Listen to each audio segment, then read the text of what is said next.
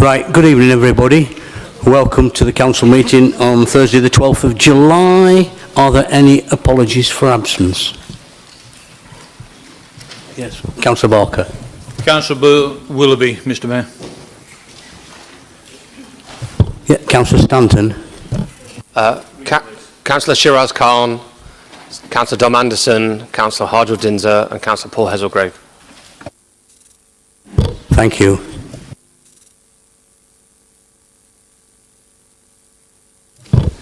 Any declarations of interest? Any of the items that's on the agenda? Yeah, Councillor Holmes? No.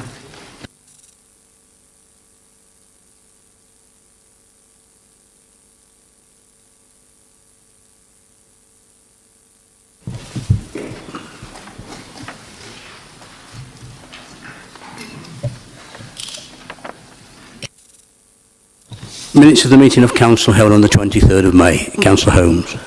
Thank you, Mr Mayor. There's been some confusion over the Cabinet meeting minutes, which I've clarified with officers and believe that we've agreed a way forward.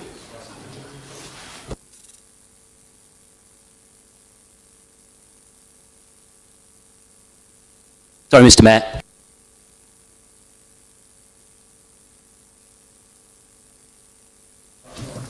So who's moving the minutes of the meeting on the 23rd? I will, Mr Mayor.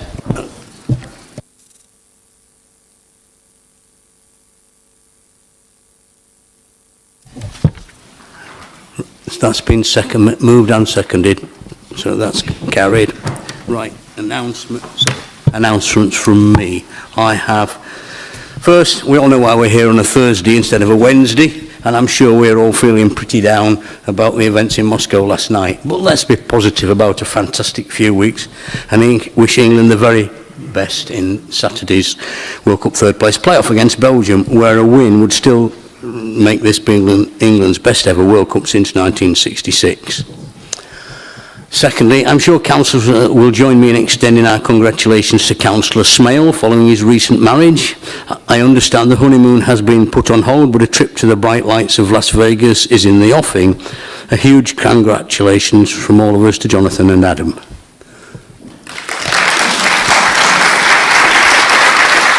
Very good. Yes, carry on. Yeah, thank you very much, Mr Mayor. I just want to say thank you very much. I've had lots of kind messages from everyone. I do believe my husband is up here without the fear of embarrassing him. He doesn't come to these council meetings very often, but I've told him if he does get bored, he can meet me at the end of the meeting at the quad. So I'm sure you can have a few pints there. But thank you very much for all those kind words from everyone. Thank you. Thank you, Councillor Smale. Now, the Bishop of Derby, the Right Reverend Dr Alistair Redfern, is retiring in August, having been in the role since 2005, and I'll be attending his retirement service at the Cathedral on Saturday. I'm sure Council wish to give its very best wishes to the Bishop and thank him for his hard work. Would anybody like to pay tribute to the Bishop? Councillor Eldred. Thank you, Mr Mayor. To say a few words about the Right Reverend Dr Alistair Redfern. I think some of the most significant work that he'll be remembered for is around the work on modern slavery. And in 2014, Bishop Alistair held the first human trafficking summit in Derby at St Peter's Church, and then went on to become a founding member of the Derby and Derbyshire Modern Slavery Partnership, which is a very pioneering role that he took. And following the success of this joint working, he founded the CLURE initiative, which was a national project linked to the Church of England, working with the diocese to tackle modern slavery in all its forms. As a member of the House of Lords, Bishop Alistair was on the select committee that scrutinised the draft modern slavery bill, and he is currently the chair of the Anti-Slavery Commissioners Advisory Panel. Internationally as well, he accompanied the Archbishop of Canterbury as the Church of England's representative in Rome for the launch of the Joint Declaration, which has united global religious leaders in the campaign against slavery. So, Mr Mayor, I'd just like to offer our thanks to the Reverend Dr Alistair Redfern for all his work in this regard, the work he's done in Derby, the work he's done nationally, and the work that he's done internationally to raise the profile of modern slavery and the issues related to it, and to wish him all the best in his retirement. Thank you for that contribution. I'm sure we'd all agree with that, Councillor Eldred. Councillor Bayliss. Thank you, Mr. Mayor. I'd like to add my thanks to Alistair Redfern on a personal level. In 2014, when I ceased to be the leader of the council, he was one of the very first people, him and his wife, Caroline, who offered their hand of friendship and spent some time with his wife at his house up in Duffield, and a very pleasant time it was. But he was one of those people that truly supported everybody throughout the city. Certainly in my time of stress, his hand of friendship was there. I certainly think that we need to recognise, as the leader of the Labour Group said regarding his work on modern slavery, I am told that he is continuing to do that work post-retirement, which just shows that how important it is to him and how important I think this is viewed by the church itself. But I just want to extend my personal thanks to him and his wife Caroline and wish him very happy retirement. Thank you, Mr. Mayor. Thank you, Councillor Bayliss. Now, there's something I'd like to add that isn't on the original list. Recently, I attended a Windrush event with lots of the West Indian community in Derby, and they did ask me if the council would consider marking Windrush Day every year in some kind of event. Now, I have no idea what it is, whether they would want to provide a speaker or something, but I'd like the council just to minute that so that we could think about Windrush Day in the future being marked by some kind of event. Thank you. Item 5 is statements from members of the Council Cabinet, and I believe Councillor Grimmadale wants to speak. Thank you. Thank you, Mr. Mayor. As many of you are aware, the Library Strategic Review is designed to provide a modern and sustainable library service for the city. Also, as many of you are aware, this 4-year agreement was signed and sealed before this administration took control of the council. We have inherited a Labour initiative. In view of the significant financial challenges faced by the council, it aims to achieve an annual budget saving target of £648,000. This saving involves implementing key strands of work.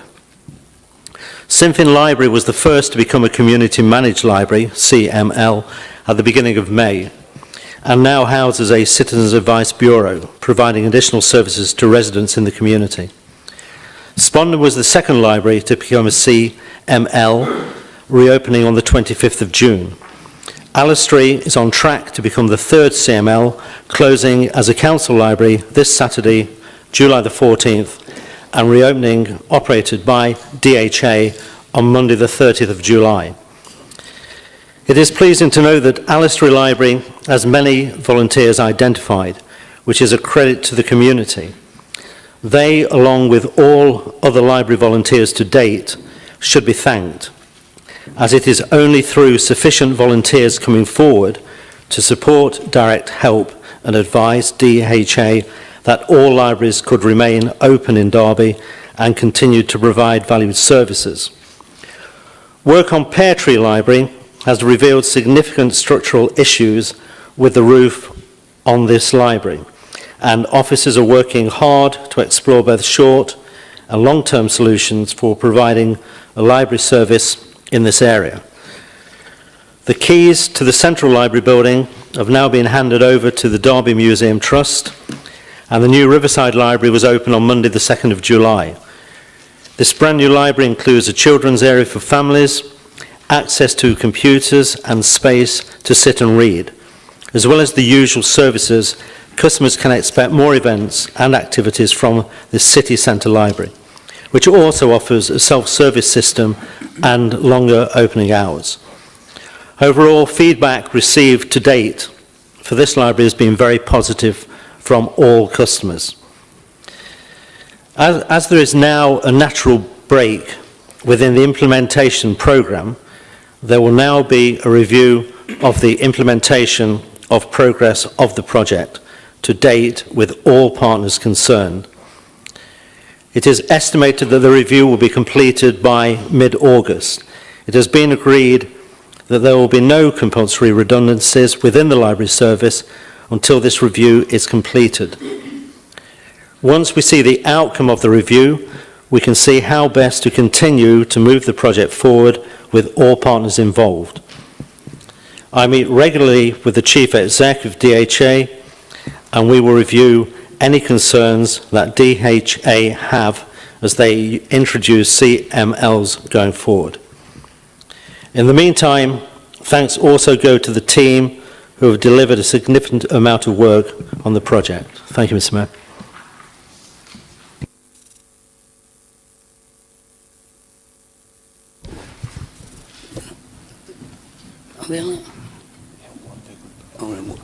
Councillor Raju.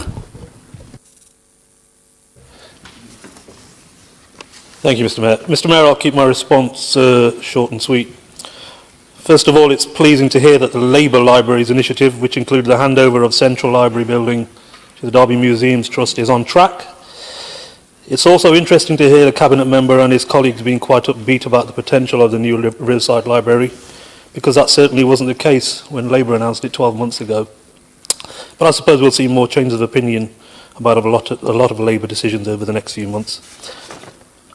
I'm sure the whole Chamber and of course the residents of Derby will be delighted to hear that the handover of the first 3 libraries is going to plan, and obviously naturally pleased that residents have been getting involved with the running of each library. However, now that the Cabinet member has enlightened the residents of Derby with a need for a review of something that is working well, I'm a little confused as to how a decision which took 2 years of reports, research and public consultations by a number of officers will be finished by mid-August, i.e. 4 weeks' time. Mr. Mayor, either this Conservative administration has already made its decision on the future of the libraries in Derby without consulting the public, or it is being naive in thinking such hard work can be reviewed in just 4 weeks. I'm going to ask it later and I'll ask it again. On behalf of the people of the city, I ask you, will this administration protect all libraries from closure? Thank you. Thank you. Anybody else? Oh.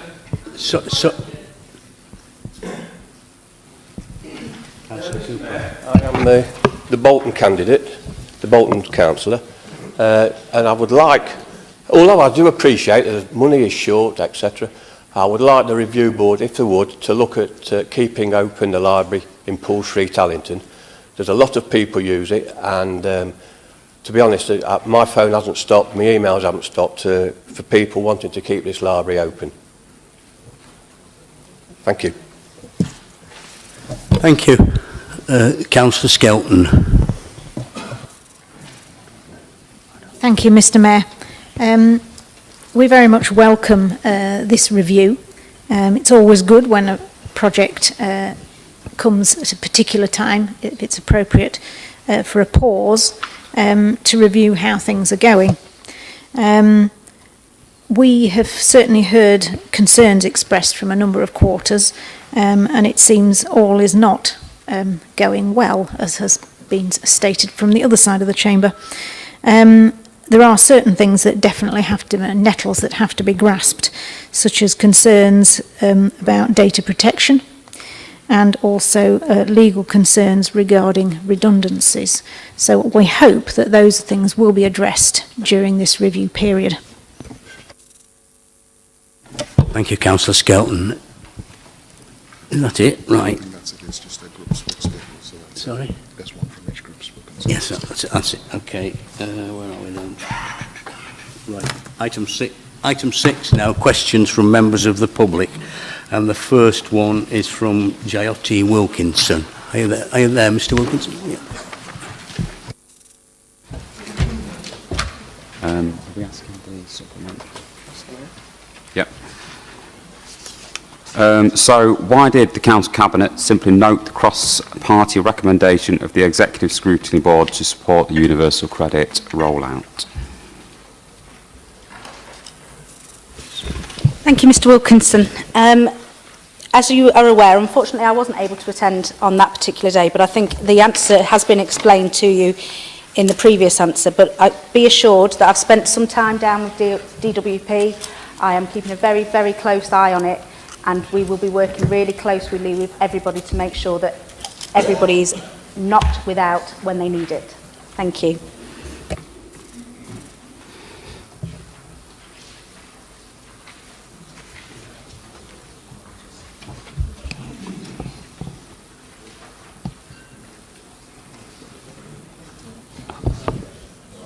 Right, question B. Okay. Sorry. Could I ask the supplementary now? All right, okay. Yeah. Carry on then.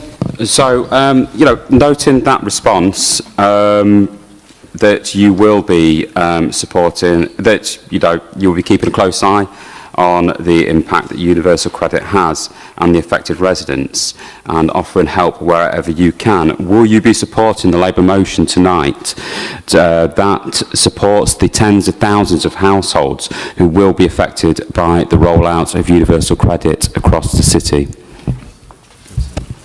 Obviously, as we get to that motion, we'll listen to all the arguments and listen to the members, and you will see, I'm sure. Thank you. Thank you, Councillor Ralston. The next.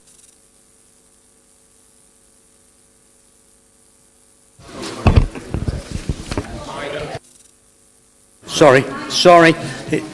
It's question B is a question from Jamie Darcy, which is, you've got a written answer there. Do you have a supplementary? I do, Mr. Mayor. Can the Cabinet member confirm if she or any of her Tory allies have had conversations with Liberal Democrats to reject this Labour motion that supports working families in Littleover? Will the Liberal Democrats vote the way they did a month ago on the exec scrutiny and with their conscience? Thank you. Thank you, Mr. Darcy, for your question. Unfortunately, I cannot answer on behalf of the Liberal Democrats. Thank you.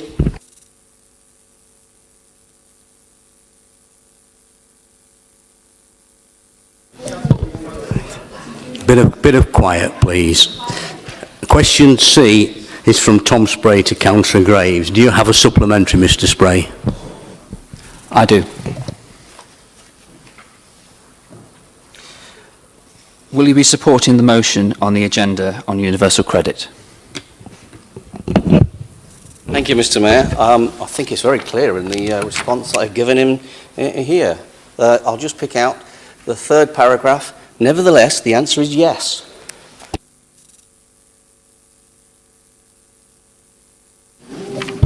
Question D is a question from Michael Winfield to Councillor Poulter. Do you have a supplementary, Mr. Winfield? I do. Thank you very much, Mr. Mayor.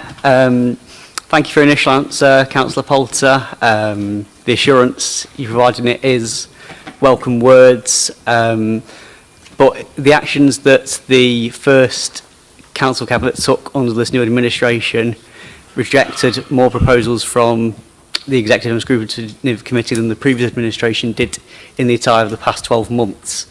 How is this showcasing his seriousness that he is welcome to listen to proposals from all parties? Thank you, Michael, for your question. Nice to see you again. I hope things are going okay with the campaigning in Spondon. In relation to the recommendations of the Scrutiny Board, they were taken seriously, they were listened to, they were noted, and that's what we will do in all cases in relation to recommendations put towards Cabinet. But what we will do is what's best for the city. Thank you, Mr. Mayor. Thank you, Councillor Poulter. Right, that concludes questions from members of the public. We're now moving on to questions from councillors, and the first one is a joint question from councillors Eldred and Shanker to Councillor Poulter. Do you, between you, have a supplementary? We have one you'll each. have one each, sorry. I beg your pardon. Thank you, Mr. Mayor. Yes, Councillor Poulter, thank you for your written response. Actually, what you said at the Marketing Derby event was that you personally supported a move to all-out elections and a 4-year election cycle, not that you were committed to exploring and consulting on the feasibility. So I just want to ask that, given that last year, when we proposed to change the electoral cycle, you voted against it, what's made you change your mind? Thank you, Mr. Mayor. You weren't there, Lisa, but I'm prepared to confirm that my personal opinion is that we should move towards 4-yearly elections, but that is my personal opinion. That is part of what I expressed to the Marketing Derby Embassy that was well attended in London, and it's partly because in my work with partners around the city, I get a clear message from the partners that that is the case, that the council ought to reconsider the 4-yearly elections, and I'm prepared to do that. That's my personal opinion. It's not the opinion of the group, but I am prepared to take it forward, as I say in my answer to your question. Thank you, Mr. Mayor. Thank you, Councillor Poulter. Councillor Shanker. Thank you, Mr. Mayor. Councillor Poulter, it's obvious then you've changed your position from when this was previously discussed in the Chamber, but you've also changed your position from your written answer, it seems. Are you therefore saying you wasn't aware of the broad support from external partners when this was previously discussed? Because it's quite clear in the report at that time there was broad support. And also, can you tell us how you're going to convince the rest of your group to support this? Thank you, Mr. Mayor. No, I'm not saying that, and the group will make their own minds up, what is best for the interests of Derby, Mr. Mayor. Thank you.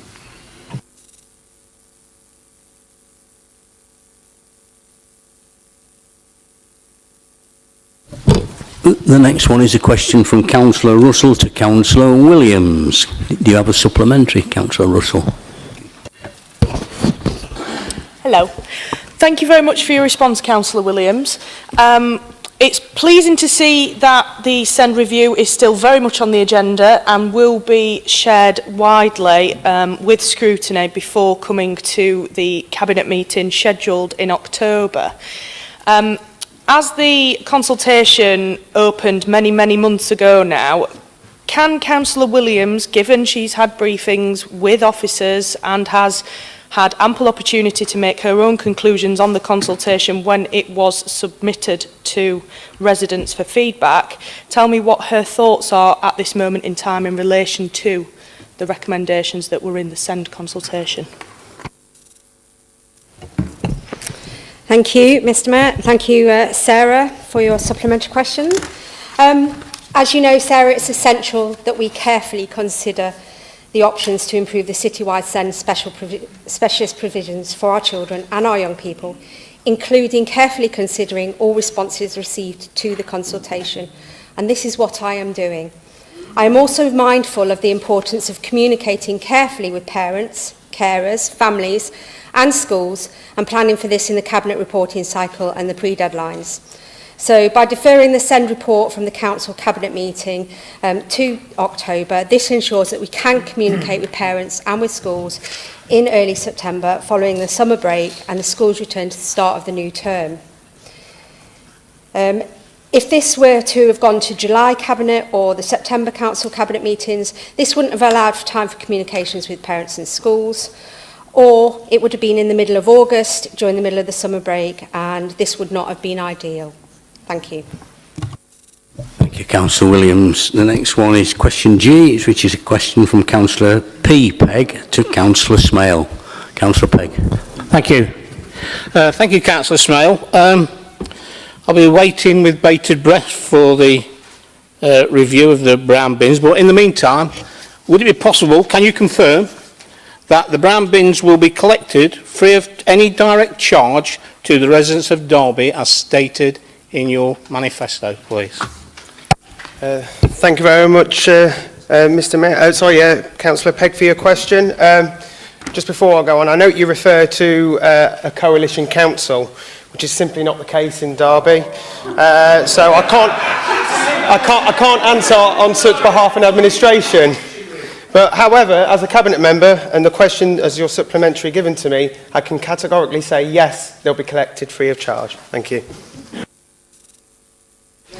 Thank you, Councillor Smale. The next one is a question from Councillor Rawson to Councillor Ralston. Do you have a supplementary, please?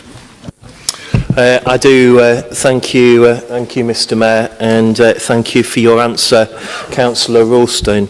My supplementary is, can you as Cabinet Member please confirm if Richard Hudson and, although he's not here, Stephen Willoughby, both Derwent Ward councillors, whether they've been whipped into rejecting the Labour motion later on that supports working families in Derwent, or will they vote the way they did a month ago on the Executive Scrutiny Board for the people of Derwent? Thank you. Thank you, Councillor Rawson, for your question to me. But unfortunately, I can't answer on behalf of any other members, but I can assure you we have a very clear system in our group that we discuss, we make our own decisions, and we carry on forward with those. Now, I'm sure Councillor Hudson and Smale, Willoughby, my apologies, will make their own decisions and vote appropriately. Thank you. Thank you, Councillor Ralston. The next question is a question from Councillor Raju to Councillor Grimmadale. Do you have a supplementary? Mr Mayor, there's 15 libraries in Derby City. Once again, can this administration confirm all 15 will be protected from closure? Thank you, Mr Mayor. Good evening, Councillor Raju. We're going to hold a full review, as per my earlier statement, earlier this evening, the outcome of which I will see mid-August. Thank you. Thank you, Councillor Grimmadale. Next question J is a question from Councillor Bayliss to Councillor Ralston. Do you have a supplementary, Councillor Bayliss? Thank you, Mr Mayor. Yes, I do. And thank you for the answer, Councillor Ralston. Very simple question. So, are you going to confirm you'll be voting for our motion or not? We will have the debate, Councillor Bayliss. Thank you for your question, but as we go through the motion, we'll have the debate and I'll make my decision as and when. Thank you.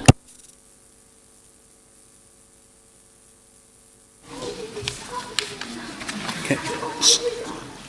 Just simmer down, girls, ladies. Question K is a question from Councillor Shanker to Councillor Poulter. Do you have a supplementary? Thank you, Mr Mayor. So then, Councillor Poulter, when you were on Radio Derby and you said you would seek permission from your coalition partner, Councillor Graves, on releasing the agreement, were you misleading the public or were you being open and transparent?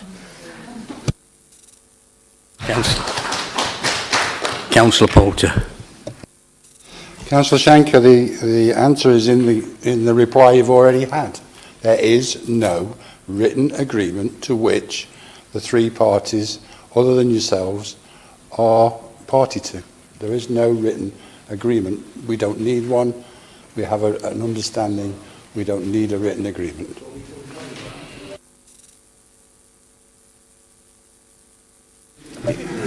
Can you not interrupt? Can you not interrupt, please, Councillor Repton? Let's just keep the question. Answers to questions, please. Is from Councillor Peatfield to Councillor Nater. Do you have a supplementary? I do, thank you, Mr Mayor. Thank you for your response, Councillor Nater. I note that in your response you say that you'd sooner use ours and officers' time to discuss reports and make constructive recommendations. That is where we can add real value. So imagine my surprise, really, when all the prominent projects under this scrutiny board, like the A52, assembly rooms, moorways, libraries, and then the first items that you put on the agenda are dustbin contract renewal and grass cutting. So my question, Mr Mayor, is that given that his role as Chair of Communities, Scrutiny and Review Board won't actually start until 3 months into the municipal year, when will Councillor Nater be returning a quarter of his £7,557 special responsibility allowance? Well, thank you very much for your question, Councillor Peatfield. But as I've put in my report, myself and the Vice Chair, Councillor Hudson, agreed to the terms of the programme, and we will continue with the 4 meetings that we've had before. That's what we do have annually, and those meetings will be carried out. Thank you, Mr Mayor. Thank you, Councillor Nater. The next question I have is a question from Councillor Kerr to Councillor Poulter. Councillor Kerr.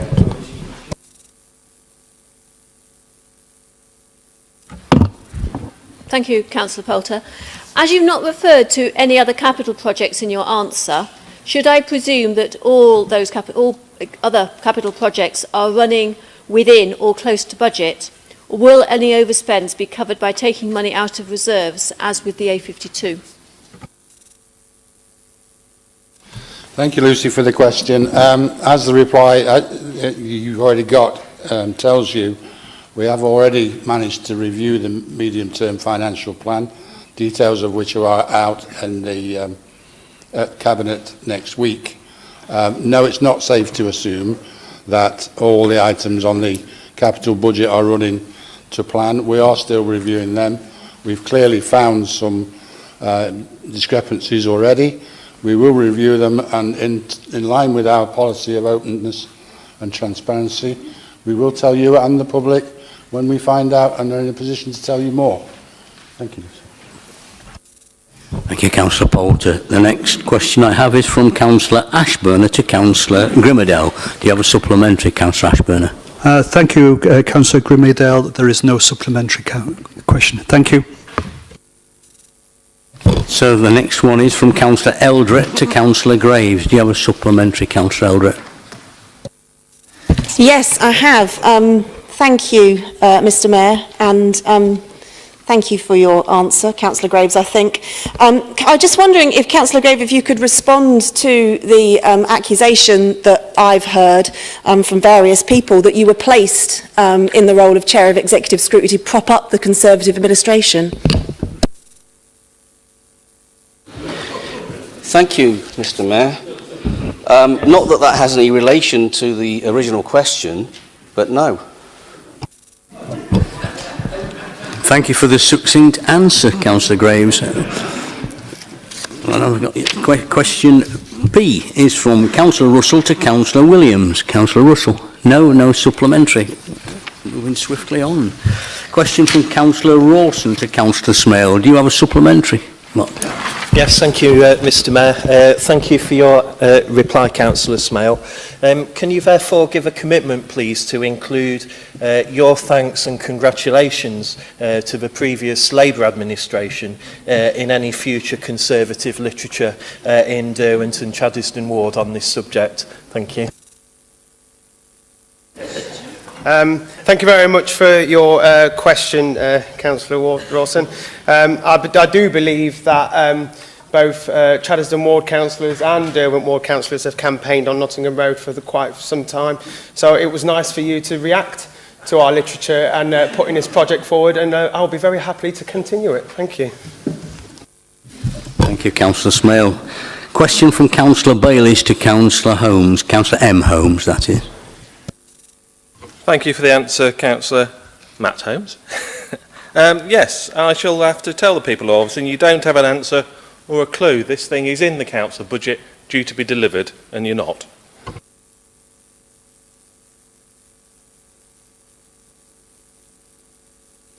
Rather more of a statement than a question, Councillor Bayliss, but as it's succinct, we'll let that go.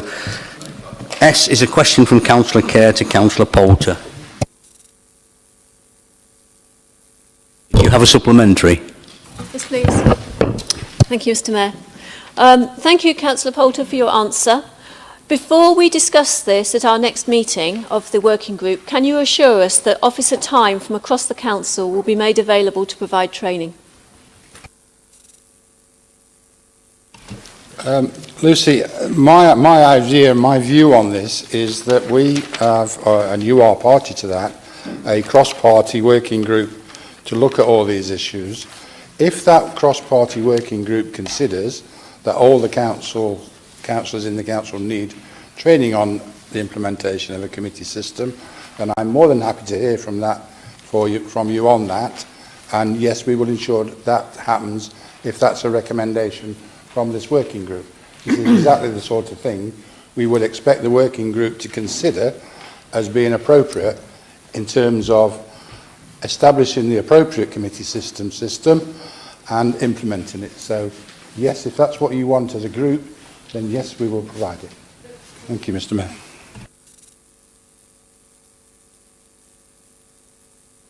The next question I have is one from Councillor Peatfield to Councillor M. Holmes. Do you have a supplementary, Councillor Peatfield? I do, Mr Mayor. Thank you for your answer, Councillor Holmes. I note again that you say officers will continue to liaise with the community group Oscar. I'm afraid that is a joke because Regen have not liaised at any point with Oscar, and they are angry and let down by the Regen team once again. Oscar are a valued part of our community with decades of local knowledge, so my question is, how can you look into taking away promised funding without talking to the local community or councillors who helped achieve the funding in the first place? Councillor Holmes. Thank you, Councillor. I'm willing to lead from the front on this. I'm willing to come and meet with Oscar. I'll bring officers with me and we'll get this resolved.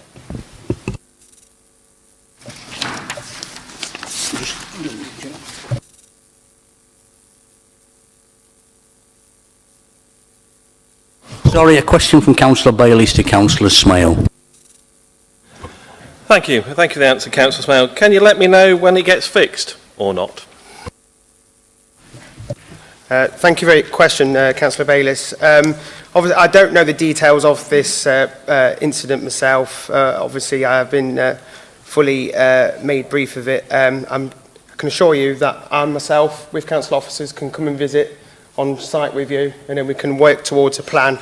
I am sure that my predecessor in this cabinet role was already looking into this for you anyway, so I'll be more than happy to come out, meet with you, meet with officers, and try and fix this problem for you. Thank you. Thank you, Councillor Smale. The next question I have is one from Councillor Shanker to Councillor Grimmadale. Do you have a supplementary, Councillor Shanker? I do. I'm glad that we, working with key stakeholders, have forced one of your first of many U-turns, I'm sure, Councillor Grimmadale. Can you confirm what the cost and the time impact of this review will be? Good evening, Councillor Shanker. We are still evaluating the original scheme and feasibility study. Our plan is still to open the pool in 2020. Thank you.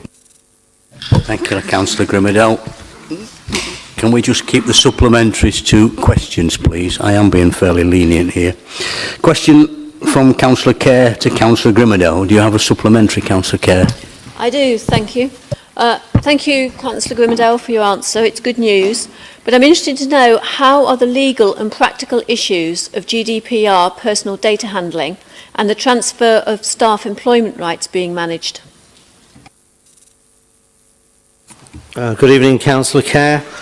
Well, I'd like to say we're currently on track. DHA have launched 2 CMLs to date, and as per my earlier statement, we are having a full review.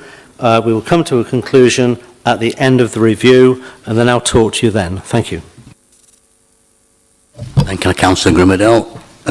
Well, to question X now. Question from Councillor Bayliss to Councillor Smale. Do you have a supplementary, Councillor Bayliss? Yes, thank you, Mr Mayor. Thank you for the answer, Councillor Smale. What date is the council going to court? Thank you, Councillor Bayliss. At the moment, I don't have that information available. I do understand that officers and the legal team are looking at the options available to us. That could be for negotiation through the resident about payments, obviously going to court and possibly putting a charge on land so we can recoup the costs and losses. But I think with how long these works have gone on and many cabinet questions that have come through across Church Street, I think we can all be in agreement that we're grateful that this situation has been resolved and that Church Street is now up and running. Thank you. Question Y. Question from Councillor Shanker to Councillor Poulter. Do you have a supplementary, Councillor? I do. Thank you, Councillor Poulter. I submitted the FOI, if you really must know. Will you now name the 3 members in this chamber, or do you think putting 2 of those onto your cabinet is sufficient punishment?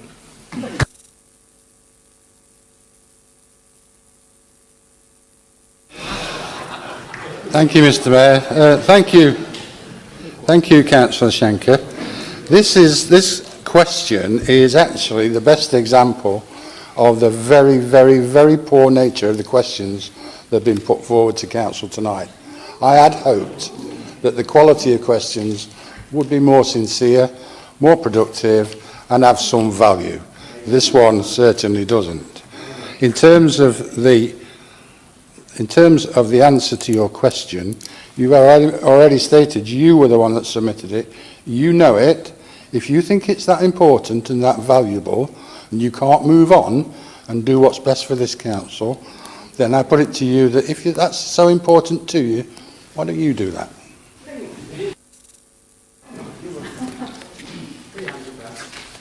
Right, and the last one, be quiet. The last one is a question from Councillor Bayliss to Councillor Smale. Thank you. Do you have a supplementary, Councillor Bayliss? No, just thank you for the answer to the question. Thank you. Right.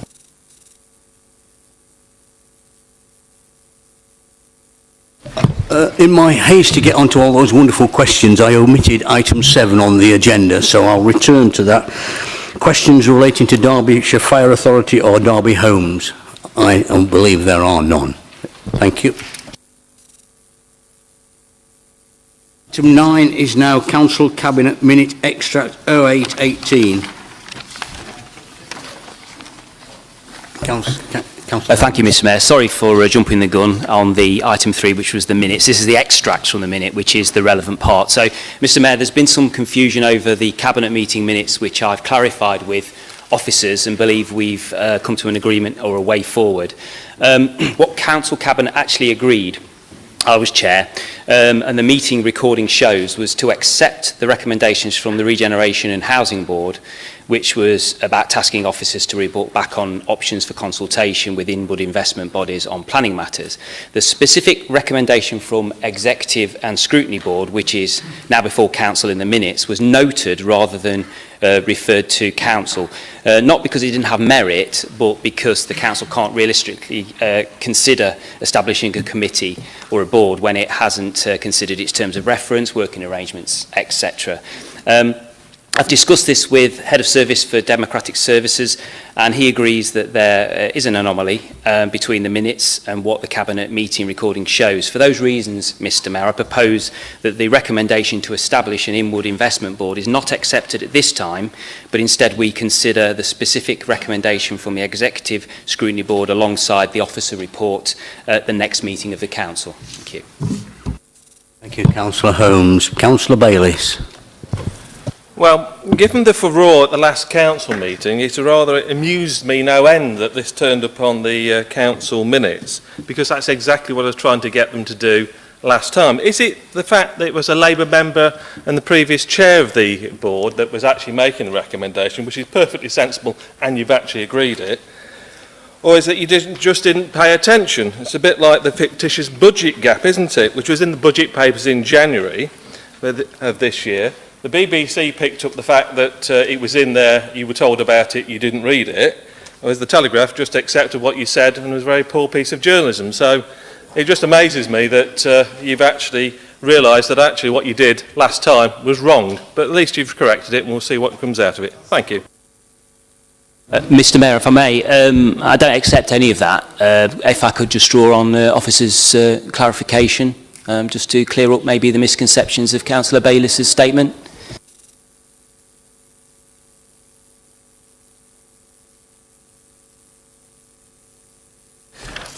Thank you, Mr. Mayor.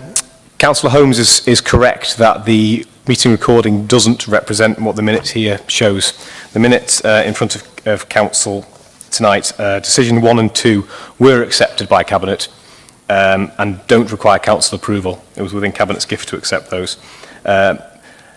Decision 3 would require a decision of Council, but the meeting recording does suggest that was in fact noted, and we accept that was an error on our part.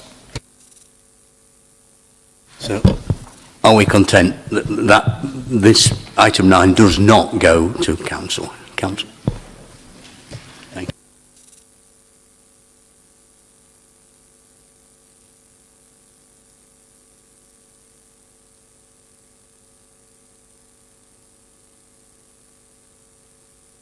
I have the late item, which is going to be introduced by Councillor Barker. Thank you. This is the minute extract from the Licensing Committee.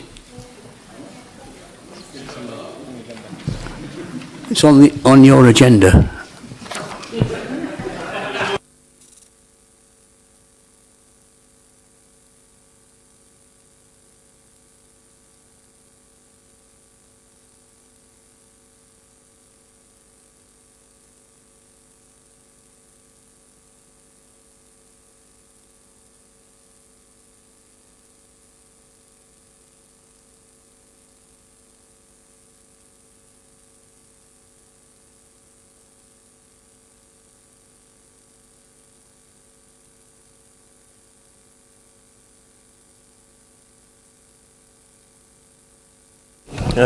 If I may, Mr. Mayor, to be helpful, there is a late item in the pack immediately before item 10, which I don't know why it is a late item if it's in the pack. But, and that does relate to the Licensing Committee. My apologies, Councillor Barker. It appears to be not in your pack, which I didn't know about. Sorry. Are you... Nevertheless, I've now got a late item, Mr. Mayor, if I may bring it forward. very late. I'd like to know what it says myself first. Mr Mayor, the committee considered a report from the Strategic Director of Communities Place on Section 106 Licensing Act, delegation of functions in respect to temporary event notices. It was reported that the Police Reform and Social Responsibility Act of 2011 made changes to the Licensing Act 2003. Now, having said all that, I've now got the gist of this, I know what we're doing now. Quite simply, Mr Mayor, there have been instances within the licensing subcommittees whereby, because of an anomaly in the law, the objectors to a 10 licence, a temporary event notice, have been unable to, in actual fact, accept the 10 as put in by the person requiring it, because they want conditions. If it's in a licensed premises, they want the conditions that the licence normally holds for that licensed premises. A 10 takes it outside of that. What we're actually asking here under this Section 106 is to authorise officers under Section 106 of the Licensing Act to approve a temporary event notice, and to delegate the functions under Section 106A to the Strategic Director of Communications and Place, and to amend the scheme of delegations in the Constitution to reflect the proposed changes. What that in effect means is that it gives the power for our officers to, in actual fact, put those conditions onto a 10 that is applied for, which will negate then the police in particular asking for a review of it and it needing to come before a licensing committee. So it in actual fact circumvents an elongated process to a practical end, and it just makes that little amendment, but it needs going through this formal process. So I hope everybody understands that, because luckily I just did. Thank you. Does anybody else wish to speak? Are we all content at that? Councillor Kerr. I will admit that licensing is not one of my expertise, and I wasn't at this particular meeting, but I just want to explore the situation where, if there have been objections from external bodies, not the standard consultees, but members of the public or adjacent landowners or whatever, I feel it should still be considered by councillors rather than by officers. And I would like to hear if others feel the same. Councillor Barker, you should come back on Yes, that. if I may respond to that, Mr Mayor. Quite simply, if there are any objections from any other party who is able to make an objection, that would still be heard by a committee. This is just an enabling clause to allow for conditions which are on a premises licence to be transferred over to the 10, or to the temporary event notice. And so it's only invariably the police service that in actual fact will ask for a review of this. And so therefore it just enables the premises licence to, in actual fact, the conditions to be transferred onto the 10. And so therefore it is actually bringing that under the control of the Licensing Act. If that helps, Lucy. Thank you, Councillor. Can we move on then? Thank you. Item 10, which... Sorry, do you want to have a...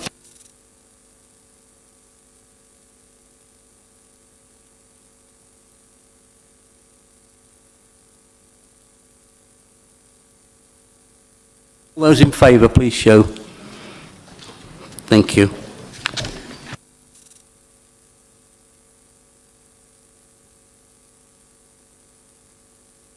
Sorry. Item 10 is again Councillor Barker. Thank you.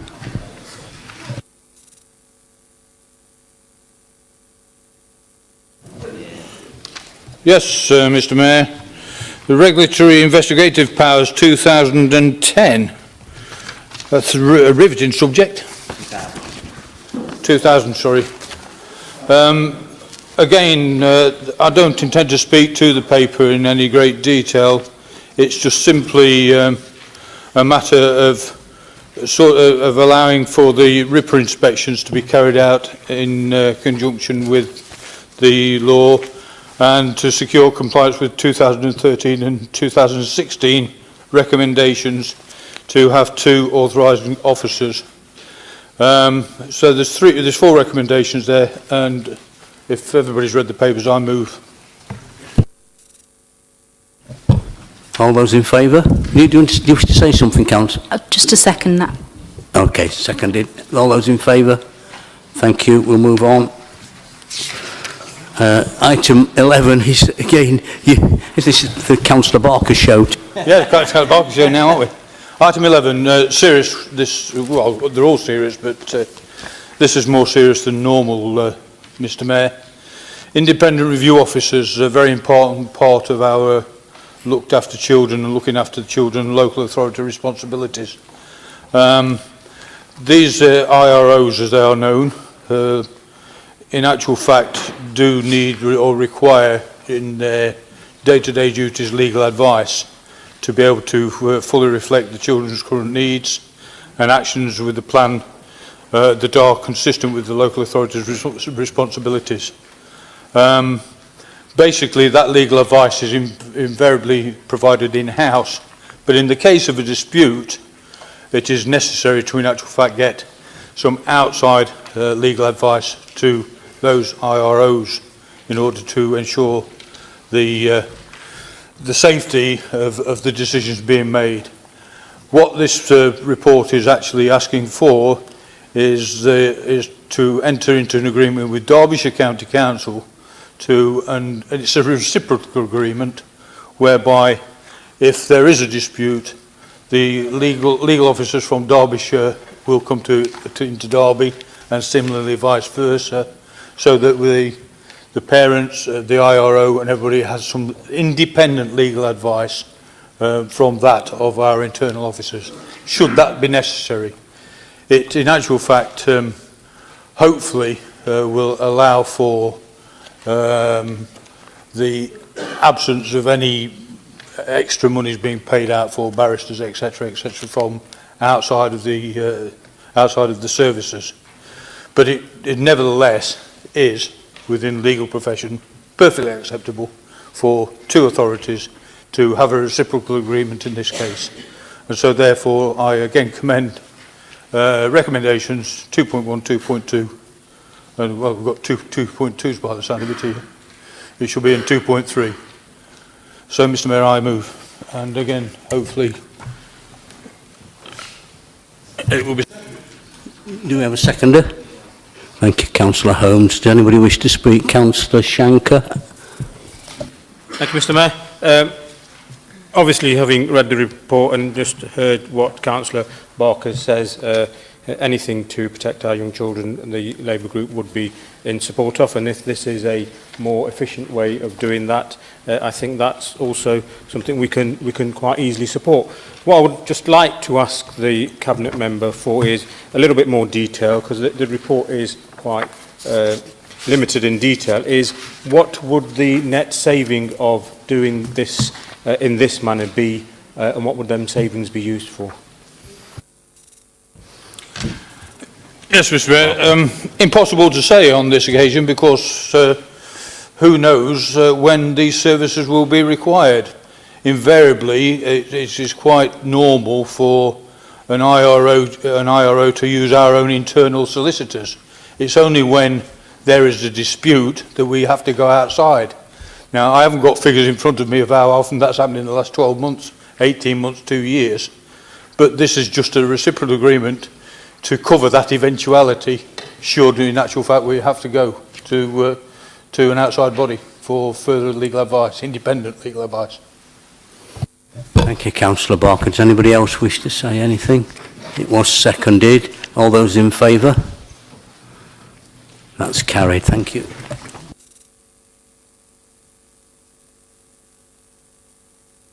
Now move on, I believe, to motions. Oh, no, we've done that.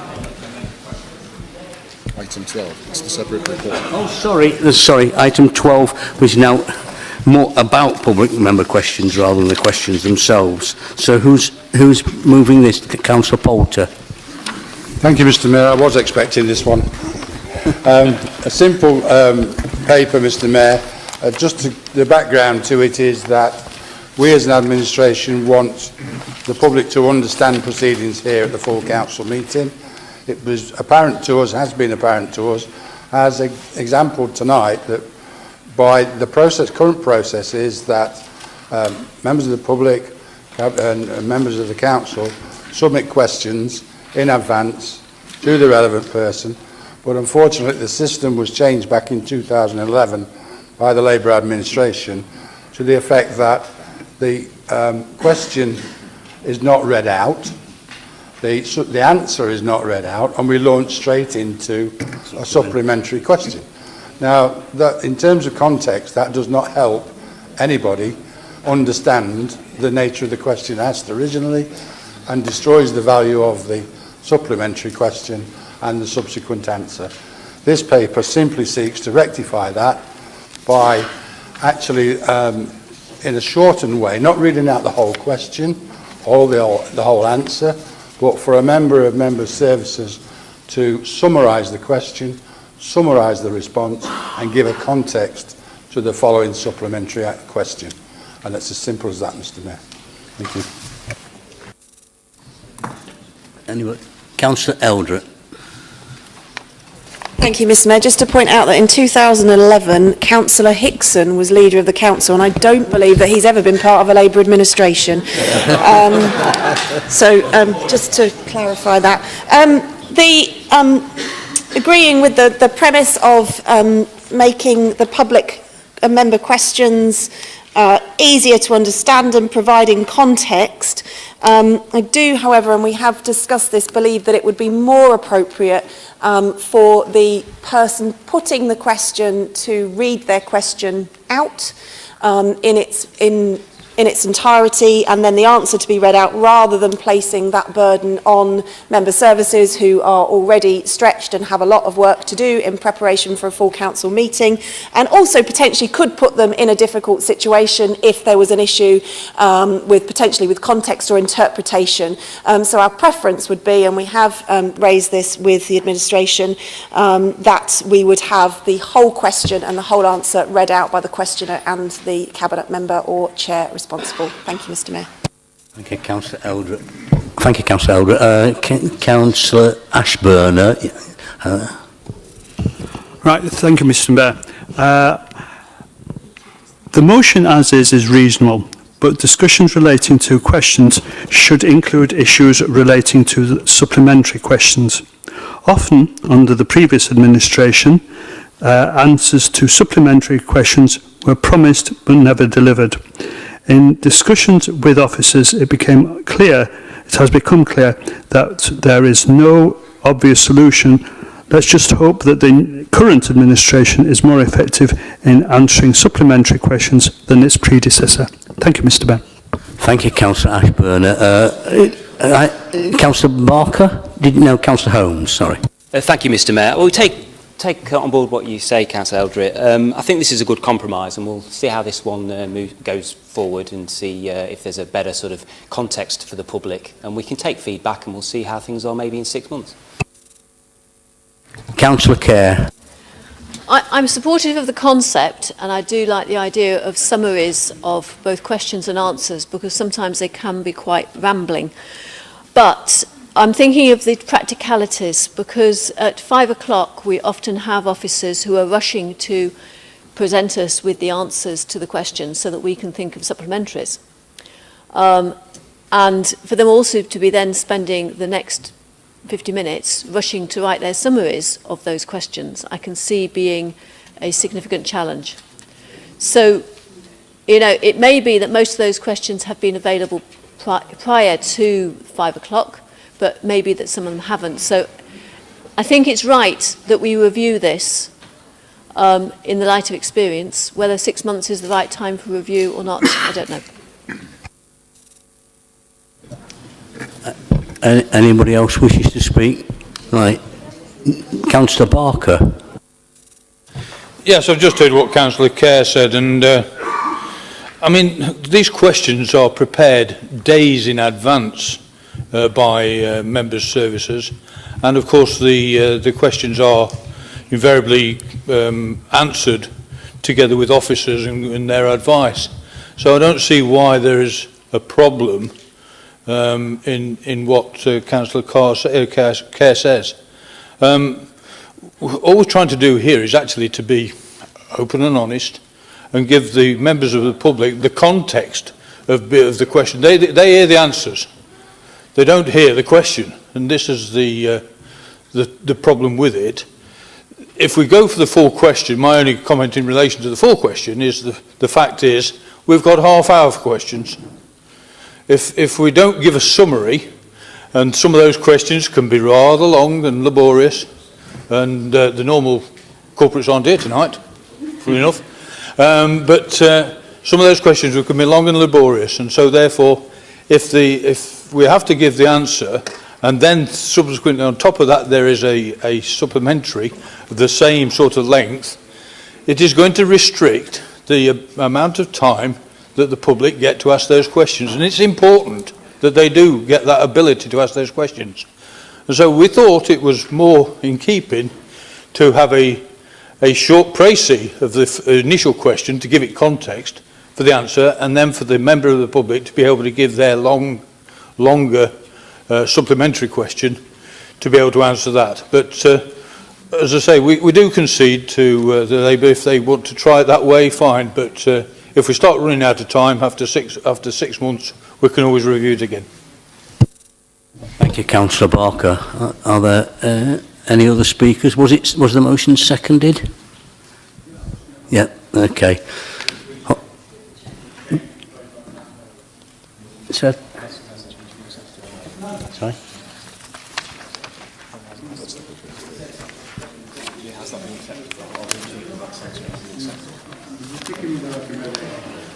They're sticking with the recommend. Okay.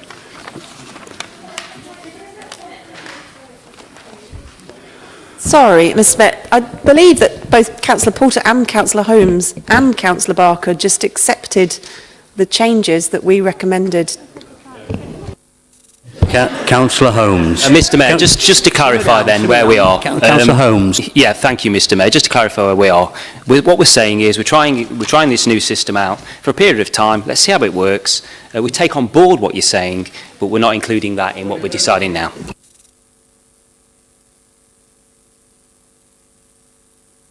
Is that clear now? Can we move to a vote, please?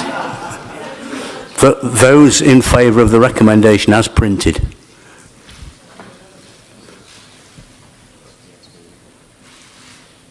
Those against?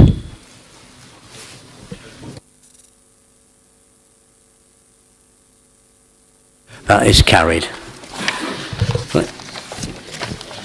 We now move on to motions that have been proposed. And the first motion is universal credit, and it's Councillor Eldred to move. Thank you, Councillor Eldred. Thank you, Mr. Mayor. Yesterday saw the start to the rollout of the full universal credit in Derby, which will impact an estimated 28,000 households across the city. And the first thing I'd like to do is thank the public for their questions on universal credit this evening, and hope that when Councillor Porter was talking about the questions this evening being insincere, that he wasn't referring to the questions on universal credit, which was certainly very sincere about a very serious issue. I'd also like to thank those people who joined us out on the steps earlier to mark the introduction of universal credit and to put pressure on this administration to support our motion. Universal credit, as Councillor Ralston said in one of her written responses, is one of the Tory government's flagship policies and their flagship welfare reform programme, but it has actually been nothing short of a disaster. The government claimed that universal credit would simplify the benefit system, provide more incentives for people to work and tackle poverty. In fact, what they've created is a confusing and complicated system with draconian sanctions that has pushed thousands of families into hardship and debt. Not only do claimants have to wait 5 weeks for their first payment, a recent DWP survey of universal credit claimants showed that 40% were facing financial hardship even 9 months into a claim, and over 20% are not being paid in full or on time. The Trussell Trust Food Bank Network reported that in areas where universal credit had already been introduced, they'd noted a 52% average rise in demand for food aid, compared with just 13% in areas where it had not been ruled out. Claimants are also at increased risk of homelessness. A recent survey of 65 housing associations in England found that tenants are in arrears to the tune of £21.6 million as a result of universal credit. That's an average of £420 per person. And according to the National Landlords Association, only 2 in 10 landlords are willing to rent properties to universal credit claimants. The list of organisations, charities, experts calling on the government to alter, slow down or even halt the rollout of universal credit is as long as your arm. The National Audit Office, faith groups, the Child Poverty Action Group, Citizens Advice, End Hunger UK, Shelter, Mind and many others have all criticised the policy and highlighted the devastating impact it's having on claimants. And we've already seen the impact locally, Mr Mayor, as some people have already moved on to universal credit. Like one resident who'd fallen into 9 weeks of rent arrears due to delays in their first payment, which not only impacted them, but led their landlord to not be able to meet their mortgage repayments. The council has received just £21,600 from the DWP to provide digital assistance and budgeting support to universal credit claimants. This is a woefully inadequate amount. According to the DWP, around 50% of claimants are unable to register a claim online without support. This could be as many as 14,000 people in Derby needing help just to make a claim in the first place. And currently, the vast majority of those won't be able to access any support, and that £21,000 will not even be the tip of the iceberg. That's why the Labour Group proposed a recommendation to Cabinet that the £2.8 million budget underspend from last year, reserves that were not needed to be used, be transferred into the Welfare Reform Reserve to support people in Derby as they move to universal credit. We want to avoid the problems faced in other areas and ensure that no Derby residents are forced into poverty or out of their homes. This fund could help to mitigate the impact of delayed payments and sanctions and provide direct resources to support universal credit claimants and coordinate partners across the city. It could also be utilised to support residents who are expected to pay their housing costs directly for the first time to ensure that rent is paid and eviction avoided. It could also be used to support vulnerable residents and those in crisis who have accumulated debts or been made homeless as a result of universal credit. Our recommendation was, however, rejected by Cabinet despite getting cross-party support at executive scrutiny. Cabinet stated that we needed to wait and see what the impact of universal credit was in Derby before deciding if more resources were needed, and suggested that it would be sufficient to wait until the budget round next year to make a decision. Quite frankly, Mr Mayor, that will be too late. And at Cabinet, it felt a little bit like having Esther McVeigh herself in the room. The evidence is clear. We don't need to wait until the situation in Derby gets desperate before we act. This motion is our chance to protect Derby residents from some of the problems that people have faced elsewhere. Fortunately, Councillors Ashburner, Graves, Hassell, Hudson, Marshall, Willoughby and Potter, who all supported our recommendation to scrutiny and that went to Cabinet, will get another chance tonight to do the right thing and vote in favour of this motion, which will offer a vital lifeline to Derby residents. I hope their fellow councillors will support them, and I urge you all to support this motion.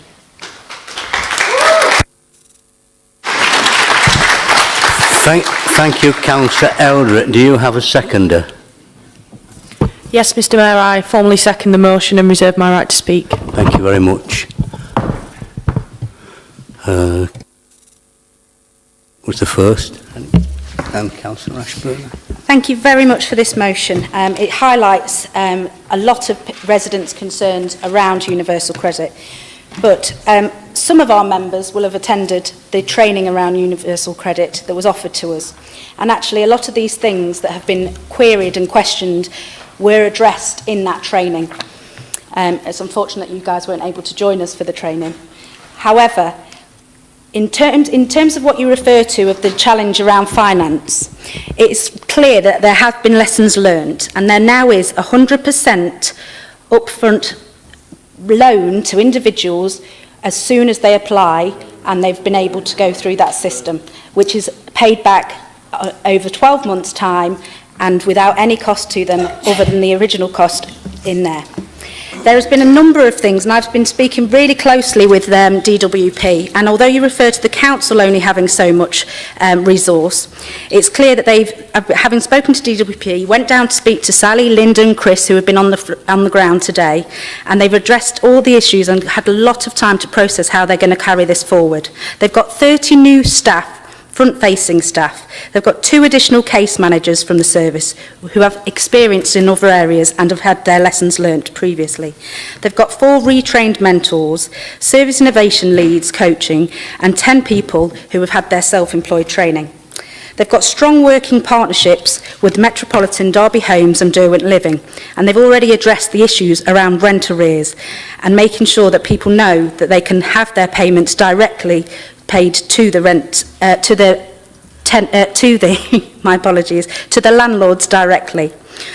In terms of the individuals that have been supported, there is a lot of queries around how they will be supported, and you've mentioned the fact around IT support. There are 5 workplace members who have, there are 13 DWP computers, 30 library computers and 15 service delivery assistants trained to support those who struggle. I spoke to Chris today, who was actually down there this afternoon, and he'd already gone through that system with 6 members and managed to get them signed up, and they were all very happy. They actually went through their customer service feedbacks, and every single one that they had was positive. Yes, it's the flagship service. Yes, change is difficult, but they are doing everything they can within this council to make sure that the people that is affected by this will be supported in the best manner that they can be.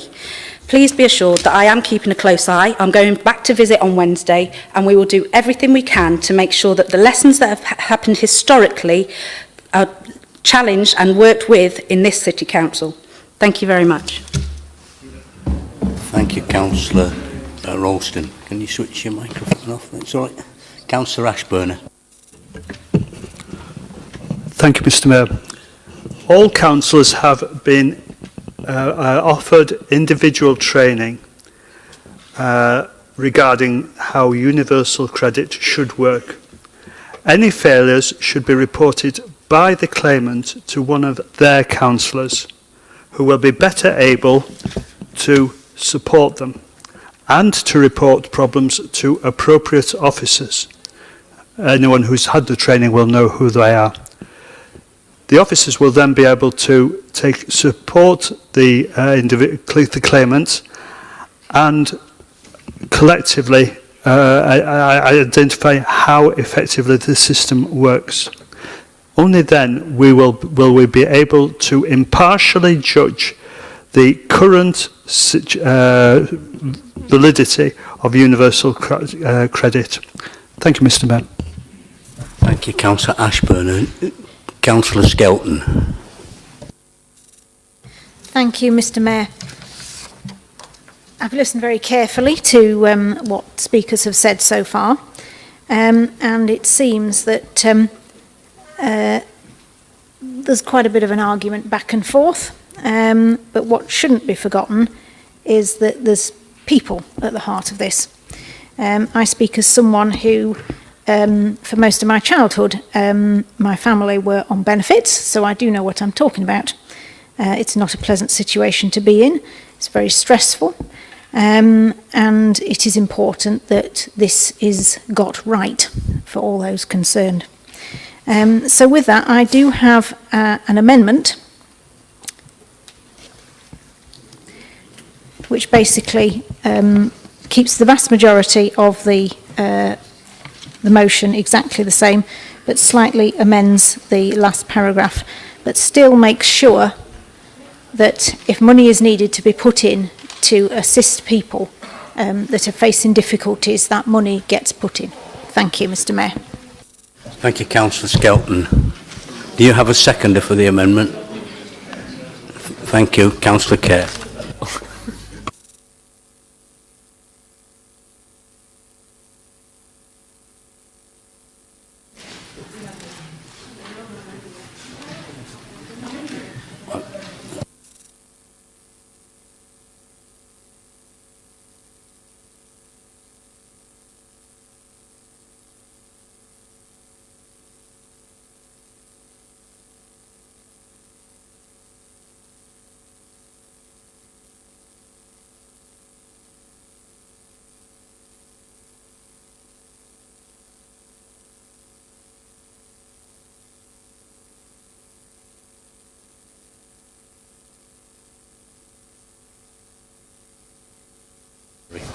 Has everybody got a copy of the amendment now?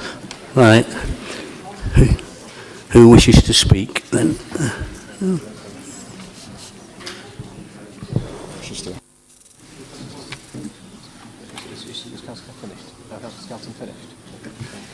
Did you want to say, introduce the amendment now, Councillor Skelton? Thank you, Mr. Mayor. I think it is important that we make sure that this is monitored very carefully, and it needs to be monitored probably on a weekly basis, certainly not just going along with the process of the budget of this council and on that time frame. Because we need to take very swift action if it starts to become apparent that people are going into hardship, and this amendment will make sure that that happens. Thank you, Mr. Mayor. Thank you, Councillor Skelton. I've got Councillor Eldred first. Thank you. Thank you, Mr. Mayor. It's nice to see that the coalition that isn't a coalition that is a coalition is in full force this evening. Essentially, what this amendment does is take out all of the commitment to any action at all, and removes any responsibility from this administration to support. I'm not sure that I trust anything that suggests this administration giving its best endeavours, given what we've seen this evening, particularly their joyous laughter at one of their cabinet members not knowing what on earth they're doing. So the Labour Group will not be supporting this amendment, although I think that we're starting to see that at least the administration is listening a little bit to the importance of universal credit, and we have put it on the agenda, so I guess we can be grateful for that. Right, I have Councillor Rawson and then Councillor Barker. Russell. Oh, Russell, sorry. I can't read my writing. Easy mistake to make, Mr. Mayor, it's not a problem.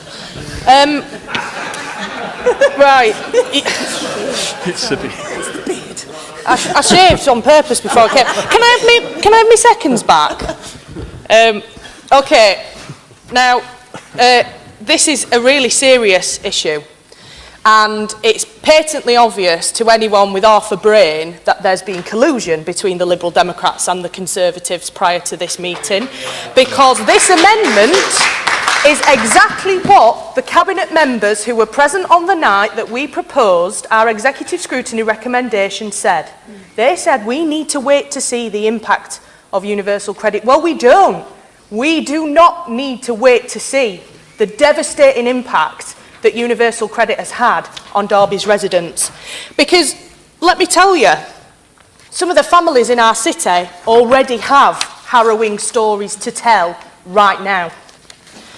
A family in Derby who were expecting a new baby had an unanticipated shock when Dad lost his job 2 weeks before baby was due to be born. He was advised to apply for universal credit, but was told they would have to wait for 6 weeks to access any support, leaving them with £20 to welcome their new baby into the world. They did make an application for a hardship payment to the DWP, as Councillor Ralston was talking about, and it was granted. But that was on the proviso that this be paid back via a deduction from their payments at a disproportionately high rate over the next months, leaving them with next to nothing to live on. You can shake your head all you want, Councillor Ralston. I've met this person. You want to look him in the eye and see his utter shame at what's happened to his family. Dad was beside himself when baby then fell ill. He missed an appointment with the DWP as he was attending medical appointments and was distressed about supporting his wife, his older child, and his sick newborn baby. Nevertheless, he was sanctioned by the DWP. The cost, £8.60 a day for 55 days, on top of the deductions they were already paying. Mr. Mayor, this may not sound like a lot to people in this chamber, but let me assure you, when you've already got next to nothing to live on, it's a fortune. And they were sanctioned heartlessly, as people continue to be across this city and this country, by the DWP. To provide for their new baby and older child, Mum and Dad have approached the council for support, and have also sought baby packs from the Liversidge Trust as well as accessing food parcels from food banks across the city. That is the reality of life for Derby people on universal credit today. Not next week, not next month, not next year, now. This is happening now. 28,450 households in Derby will be affected by the introduction of universal credit, including over 15,000 children. Huge numbers of our city's people face hardship. But surely no family in our city should be forced to live in poverty to this way. To turn a blind eye to the misery of thousands of families in this city is nothing short of a disgrace. But we are not powerless to help. We're not powerless. We have an opportunity here tonight, Mr. Mayor, to set aside some funds, much needed funds, to help these families who have been plunged into crisis. Do we really want to live in a city where the underprivileged and infirm are treated with such disrespect? I would suggest to Councillor Ralston, who'd clearly made a mind up, by the way, about this debate, although you told a member of the public earlier you were going to wait and hear the debate as it unfolded.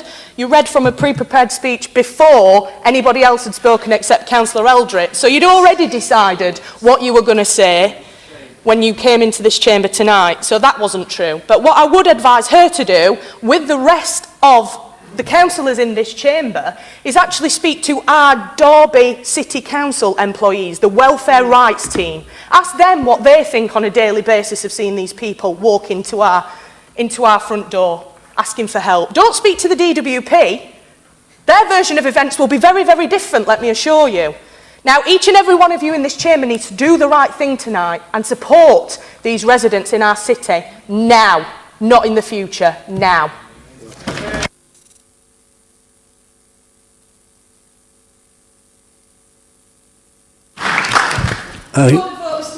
Well, we're not there yet. No, I think we need a little more debate. Thank you, Councillor Russell. And I do apologise for thinking you might have a beard. I have Councillor Barker next, I think. Yes, Mr. Mayor, I'm going to defer to Councillor Ralston, being as the councillor's already.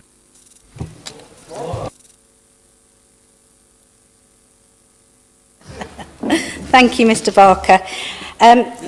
Mr. Barker? Councillor Barker, my apologies. Absolutely, it is heartbreaking, and these problems have been occurring. I'm not denying that, and we know that these residents are in hardship. I think you know me well enough, Sarah, to know that I'm not just closing my eyes and ignoring everything on this. I am very actively speaking with John Massey. I've spoken to the people who actually organise all of the things within the City Council. And if you'd have come to the training, you might have known that the fund is available, not a loan, a fund is available, or two funds, should I say, a fund of single discretionary award policy that can go towards council tax hardship or housing payments, as well as a local assistance scheme that can actually give funding for gas, electric and other white goods. So all of those things are fantastic, brilliant. And that's in the Derby City Council budget at the moment. And as and when we get to that situation where we do need the funds, we will ensure that we look at it carefully and try our best to accommodate all the things that we can do for these people. And I will meet with anybody who wishes to meet with me to discuss their individual problems. But as I say, I hadn't had a pre-prepared speech. If you'd like to see a copy of my notes, I'll pass them over to you. They're all my notes of all the information I have from my training session, and perhaps if you would have attended, you would have had that information to hand. Thank you. Thank you, Councillor Ralston. No, this isn't a prime. Sorry, Councillor Kerr. Good evening, everybody, again. And can I just take us back to the final paragraph that we have in the original motion, which says, it calls on the Council Cabinet to transfer funds as a matter of urgency. We've got no idea either of the level of the urgency, because We have got the assurances that things are going to be a lot better in Derby than they have been elsewhere, and we do have to hope that the DWP have learnt. We do have to hope. They're civil servants, they're public servants as well. But also, this has no indication as to whether we're talking about transferring £1 or £1 million. It's not asking for anything specific. It's too weak. It's too insubstantial. So what we need to know is whether we've got a problem. We need to monitor, as you've said, not just what the DWP are doing, but what we are receiving in terms of concerns. And that's all of us. People will get in touch with us and say, it's not working for me. Councillor, help. And we will be able to transfer that information to the teams within the council so that they have a picture of where the problems are and the size of the problem. And therefore, we need to be able to deliver the answer to that problem. So the amendment is asking to monitor the effects, and that requires us to do something, colleagues, not just to sit back and expect officers to do something, and to be able to deliver its best endeavours, and that means moving the right amount of money into the funds to fill in the gaps which the DWP have failed. So it's up to us to do that, and I very much hope that the Conservative group will accept this, because I believe it strengthens what Labour have put forward, not weakening it. So please, Labour, please support us on this and hold the Conservatives to account. Hold the Conservatives. Hold the Conservatives to account. Thank you, Councillor Kerr. Sorry. It's not a private debate, ladies. I have no other speakers? Are there any others? No other speakers? Right, we're moving to a vote on the motion, the amendment, sorry. You didn't get a summing, up, does she? On the amendment. Sorry. Okay, all those in favour of the amendment, please show.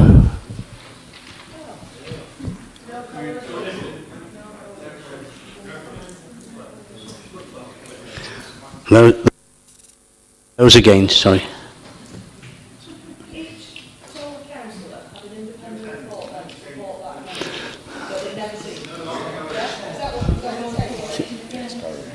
That is carried. So, Councillor Russell, I realise you feel very passionate about this, but it would help if other people can get to speak. Well, you wouldn't talk while other people.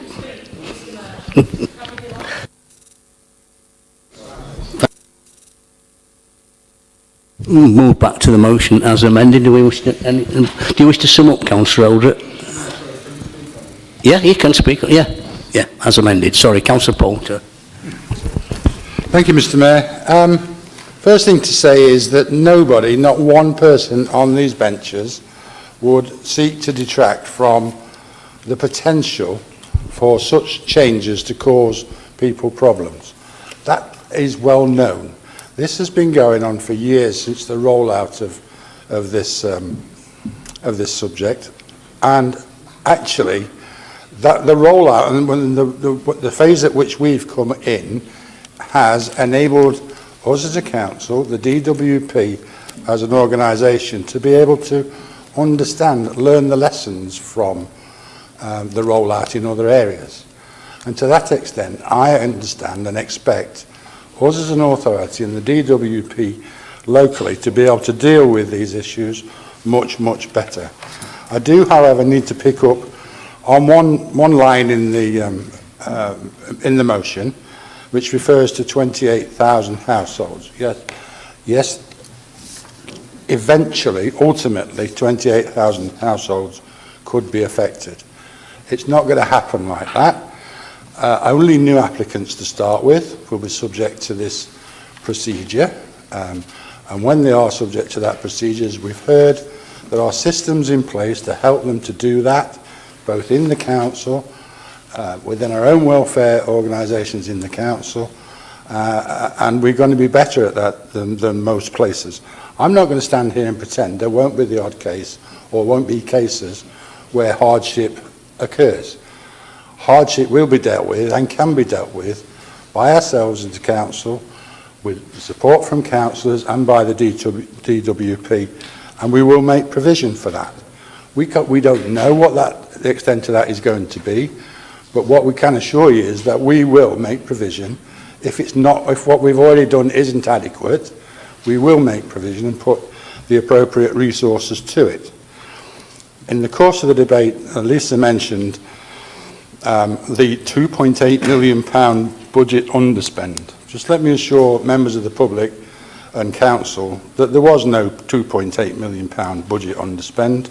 It was an underspend on the £5 million reserve overspend that the Labour group had put into the budget for that year. So there was no magic 2.8 million to distribute to sort this problem. And it's interesting to note that this motion tonight does not include the figure 2.8 million. It certainly would not need, as was suggested at the Corporate Scrutiny Board, that we should be looking at that sort of figure. The bottom line with this, Mr Mayor, is all we can do in administration is to assure residents of Derby that we are conscious of the potential for issues coming out of this. We believe that measures have been taken, lessons have been learnt, the DWP here are well organised. Yet today was the first day. The events that Councillor Russell has described, I take it that all those events for that unfortunate family didn't happen today. You must be talking about some advance incidences, either that of somebody from not from Derby, because none of that would have happened in one day. Don't get away from the fact that there will be people that will be put through hardship and caused inconvenience, but they will get help with budgeting. They will get help with making the proper application, and they will get help to organise themselves back to work if that's appropriate for them, and be a positive for them in that respect. So, Mr Mayor, I can support this amendment from the motion as amended by the Liberal Democrats, because we will and can and will make adequate provision to make sure that the residents of Derby get the appropriate help in the event of any hardship. Thank you, Mr Mayor. Thank you, Councillor Polk. Does anybody else wish to speak on the motion as amended? Do you wish to speak again, Councillor Eldred? Yes, Mr Mayor, where to start? Inconvenienced. Yes, if you are made homeless, that would surely be an inconvenience. If you are left at the end of the month or the end of the week with no money to spend, that would surely be an inconvenience, as the Leader of the Council has said. It's quite clear, actually, that the Leader of the Council also didn't go on the DWP training, because if he had, he would understand that it's not just new applicants who will be transferring to universal credit. Anybody, as of yesterday, who has a change of circumstance in terms of their benefits will also be transferring to universal credit, which is quite a significant difference from new applicants, because it will mean a much larger number of people over a shorter period of time. And no, I didn't go to the DWP briefing on universal credit, but when the Conservative Party invited me to go to a training course about why austerity was the best thing since sliced bread, I didn't go on that either, to be fair. I think, the reality of this money is needed now. The team within the council who deal with these issues are already stretched. They already have a waiting list of people, and they have to prioritise the people that they see based on need, which means that some of the people don't get seen at all. And that is before the introduction of universal credit, and they are expecting an enormous increase in demand. Partners across the city are telling us every day that they are concerned about the introduction of universal credit and what that will mean for their services and what that will mean to pressure on food banks and other crisis support for vulnerable people. The reserve that the team is partially funded from, who provide that assistance at the moment, is rapidly diminishing due to increased demand because of Tory austerity since 2010 anyway, and is not expected to last the demand that will come as a result of the introduction of universal credit. So your amendment, which it appears that without ever having seen it before, every single Conservative member in this chamber had independent thought to support, but of course there was no collusion and there is no coalition, does not commit this council to doing anything to support residents as they transfer to universal credit. It's a whitewash and it is an absolute disgrace. The reason why we didn't put the £2.8 million figure in this report was actually to be kind and to give you an out so that you could commit to transferring some money when we realised that potentially £2.8 million might be a bit difficult to swallow. But the reality is your members, the Tories on executive scrutiny, the Conservatives on executive scrutiny, sorry, Councillor Barker, the UKIP member on the executive scrutiny and the Liberal Democrats all supported this, supported transferring money right now, not in the future, not waiting to see, not waiting for the disaster to strike, doing it now. And you should do the same thing tonight. Thank you, Mr. Mayor. Thank you. Does anybody else wish to speak? Sorry, Councillor Holmes. Right. Okay, we'll move to a vote on the motion as amended then. All those in favour, please show. Sorry? As amended. Yeah. Yeah.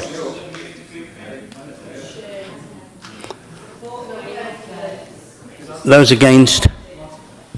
That is carried.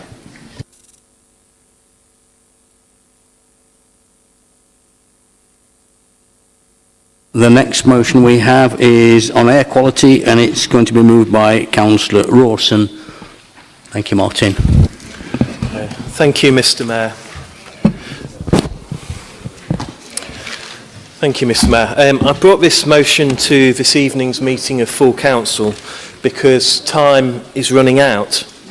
Time is running out to meet the government's deadline to submit a plan to tackle pollution and improve air quality in Derby.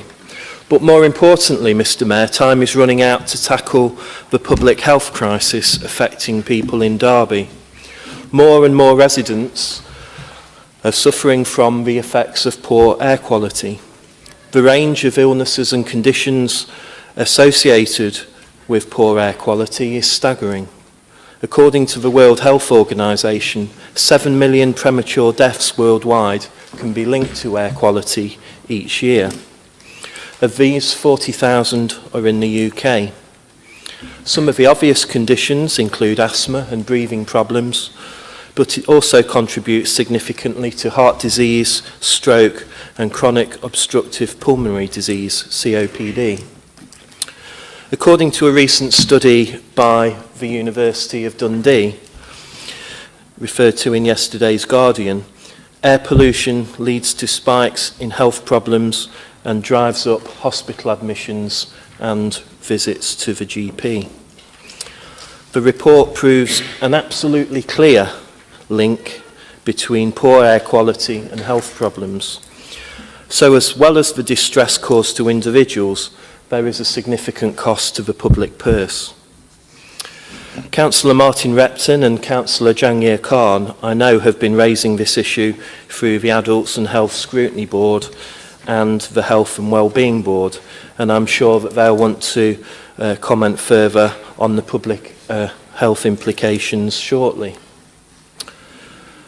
Mr. Mayor, Derby was named by the government as one of 5 cities required to establish a clean air zone in 2016. Clean air zones aim to reduce all types of air pollution, including nitrogen dioxide and particulate matter, so that people breathe in less of all of these pollutants. There's also a focus on reducing carbon emissions. The previous Labour administration, Mr. Mayor, came up with a well thought out, costed and effective plan to tackle air pollution and to meet government targets. The scrappage scheme which we developed would, in our view, still be the best way to proceed. However, the Conservative government's preferred option is the emissions charging scheme, which would require drivers of vehicles not meeting environmental standards to pay a daily charge to enter into the clean air zone. In a similar way to the London Congestion Charge, there would need to be a massive infrastructure of gantries above all roads leading into Derby, with cameras to read the number plates of all vehicles entering. The owners of vehicles not meeting the emissions threshold would then receive a bill through the post. The cost of all this infrastructure, Mr. Mayor, would be massive, running into tens of millions of pounds, and would take years to set up. In order to meet government targets, I understand that it would not just be HGVs, taxis and buses that would need to be charged, as was discussed early on in the discussions around this issue, but also ordinary Derby citizens in their private vehicles. So I wonder if the Leader of the Council can clarify how much exactly Derby residents would be required to pay to drive into their own city if the Conservative government's plans are enacted. £10 per day, £20 every single day, who knows? Maybe the Leader can clarify that. The charging zone that would be required to meet government targets would at a minimum reach the boundary of the outer ring road. So anyone driving into Derby past Markeaton Island, beyond Manor Road and Warwick Avenue, past the Spider Island at Allenton, would all be forced to pay a charge if their car did not meet strict environmental standards. I understand, Mr. Mayor, that there has been a private meeting in London between this Tory administration and their Westminster Conservative puppet masters. I wonder, in the interests of transparency and openness, if the Leader or Cabinet member could tell us what was discussed at this meeting. Are government ministers going to force the Tories locally to impose an emissions charge onto Derby motorists? Again, some clarification on that would be welcome from the Leader or the Cabinet member. In our view, the emissions charging option penalises the poorest people and is ineffective in reducing the number of polluting vehicles on the road. Derby residents on lower incomes are by definition the most likely to own the oldest, most polluting vehicles, because they simply cannot afford to buy a new car. Just by slapping a charge on them to drive into Derby is not going to change the fact that they cannot afford a new car. They'll just have to find ways to pay the daily charge and continue using their existing pollution-creating vehicle. By far the better way, Mr. Mayor, to get older polluting vehicles off the road in the fastest possible timescale, which is what the government says they want to do, is to offer financial help to residents to change their car or mode of transport. Not necessarily to a brand new car, but to any vehicle, including second-hand, which would meet the new emissions standards. A scrappage grant of up to £5,000 per vehicle would, in our view, provide a real incentive and assistance needed to make that switch quickly. We would want to offer, as an alternative, financial help as well to switch to other, more sustainable modes of transport, such as cycling or public transport. The scrappage scheme idea has found favour from leaders of the 8 worst polluted cities in the UK. And in March 2018, the High Court said about scrappage schemes that they are sensible, rational and lawful. We must also think about the economic impact on the city centre, Mr. Mayor, if a charging scheme is brought in. The High Street is facing many challenges. People are using out-of-town shopping centres and increasingly the internet, at a time when councils are being urged to cut city centre car parking charges. This proposal has the potential to really damage our city centre economy. The scrappage scheme would also bring a boost to the car industry, and particularly to boosting green technology, so important to Derby's economy with Toyota being based here. With all the uncertainty of Brexit, this has the potential to boost car sales and support jobs in the green transport sector. But let me be clear, Mr. Mayor, improving air quality as a matter of urgency is absolutely the right thing to do, and the Labour Group completely supports this objective wholeheartedly. Where we disagree with the government is how to achieve this objective as quickly and as effectively as possible, and with minimal financial impact on the people of Derby and our economy. Of course, the scrappage scheme is only part of the answer. We also need to do much more to encourage residents to switch to sustainable forms of transport, such as walking and cycling, by making this the easy and convenient choice. The previous Labour administration has done much already to support modal shift. We've pioneered the e-bikes, which everyone will have seen whizzing around the city centre, and which are proving extremely popular. We've improved the cycle infrastructure by successfully attracting external funds to fund new cycleways, particularly to serve new housing growth to the south and the west of the city, and by incorporating cycling through St Peter Street outside of peak hours into our recent public realm improvements. We've also drawn up plans for 230 more electric vehicle charging points across the metro area. So there's a lot to be proud of in Derby in terms of what we have achieved already. But this brings me to the future, Mr. Mayor, and what the new Conservative administration plans to do to take us forward. As I understand it, they've ruled out introducing an emissions charge, despite this contradicting their own government's policy, and during the recent election campaign, calling the Labour group liars for daring to raise government national policy. They've also ruled out Labour's scrappage scheme for no other reason, it seems, than it being somebody else's idea. It seems they can't bear to give any credit or acknowledge that anyone other than themselves could possibly have anything of value to contribute.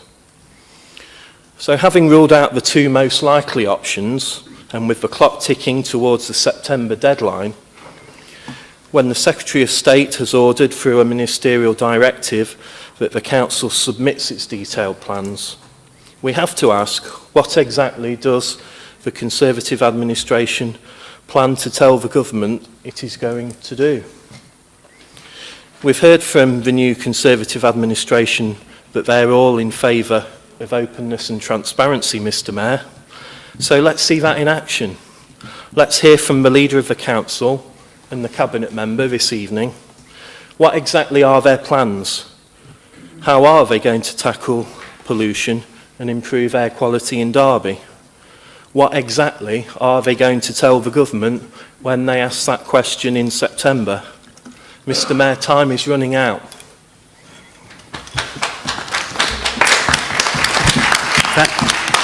Thank you, Councillor. Can you be quiet, please? Can you be quiet, please? This is not a public meeting, it's a council meeting. Thank you. Councillor Peatfield, you're down as seconding this. Do you wish to speak now or later?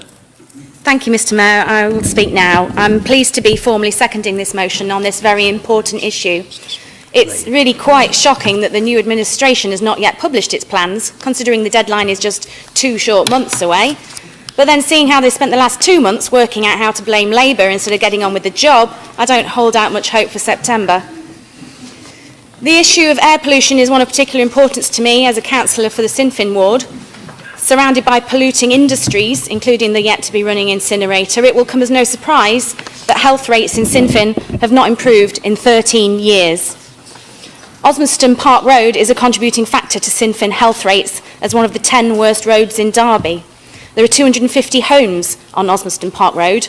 How many hundreds of people is that on one road alone affected by health-damaging air pollution every day? But it's not just Sinn Féin ward that's suffering from air pollution. Nearby Newdigate Street in Normanton, Arboretum has 3 streets that are the worst 10 in Derby: St Altman's Way, Stafford Street and London Road. Abbey Ward has Ashbourne Road, but these are all Labour wards, so perhaps they're of lesser concern to the other side of the chamber. But what about Warwick Avenue in Blaegreaves, Councillor Nater, Councillor Skelton? During this year's election, you called for clean air. Now you have the ear of the administration. What are you doing about it? Councillor Pegg, you have 2 of the worst roads in Mackworth. Councillor Pegg on this side. Yeah, please get it right. On this side of the chamber. Because Ashbourne Road also runs through Mackworth Ward, as does Kingsway. And Nottingham Road in Derwent Ward is one of the 10 most polluted roads in Derby, Councillor Hudson. Which of your constituents are going to suffer with asthma, COPD or die prematurely? So what will happen if an emissions charge is introduced in Derby? Well, we predict that the price of diesel car sales will drop locally, as does demand. People can't sell their old cars or make enough on the sale to buy a new low-emission car, so they're stuck with their old one. They're forced to pay the emissions charge, the emissions targets aren't met, and Derby fails to meet its target to become a clean city by 2020. And who pays? The people of Derby, in both health and wealth. It's a system that is set up to fail while giving an appearance of compliance. And if that sounds familiar, it's because it's a tried and tested Tory formula. We all know it's the Conservative way to take money from those who have the least, so I can see why they may be reticent in giving money away in a scrappage scheme. But surely it's better to give than to receive. Better to give a cash incentive to use a cleaner fuel vehicle than to take away their cash in a congestion charge. Last November, the co-chair of the Air Quality Parliamentary Committee stated he had no confidence ministers would tackle toxic air pollution as soon as possible. The government is being dragged screaming to put poor air quality right. Mr Mayor, I echo this sentiment locally. Derby has no confidence that this coalition will tackle air pollution, but we will not hesitate to drag you screaming to put poor air quality right. I commend this time-sensitive motion to all members across the chamber. Thank you, Mr Mayor. Thank you. Councillor Holmes next, please. Thank you, Mr Mayor. We inherited a council position on air quality that had no substance or credibility. Labour's stance in administration in regard to this issue contradicts their new-found urgency in seeking clarity regarding a plan via this motion. Since taking control of the council, we've been working hard with officers to put together a wide-ranging and thorough clean air option for Derby, or options for Derby, something that Labour completely failed to do, seemingly by choice. We've been proactive in engaging with partners and being open-minded to deliver the aims that are required of us in light of the court rulings in favour of Client Earth against the government to deliver air quality strategies quickly.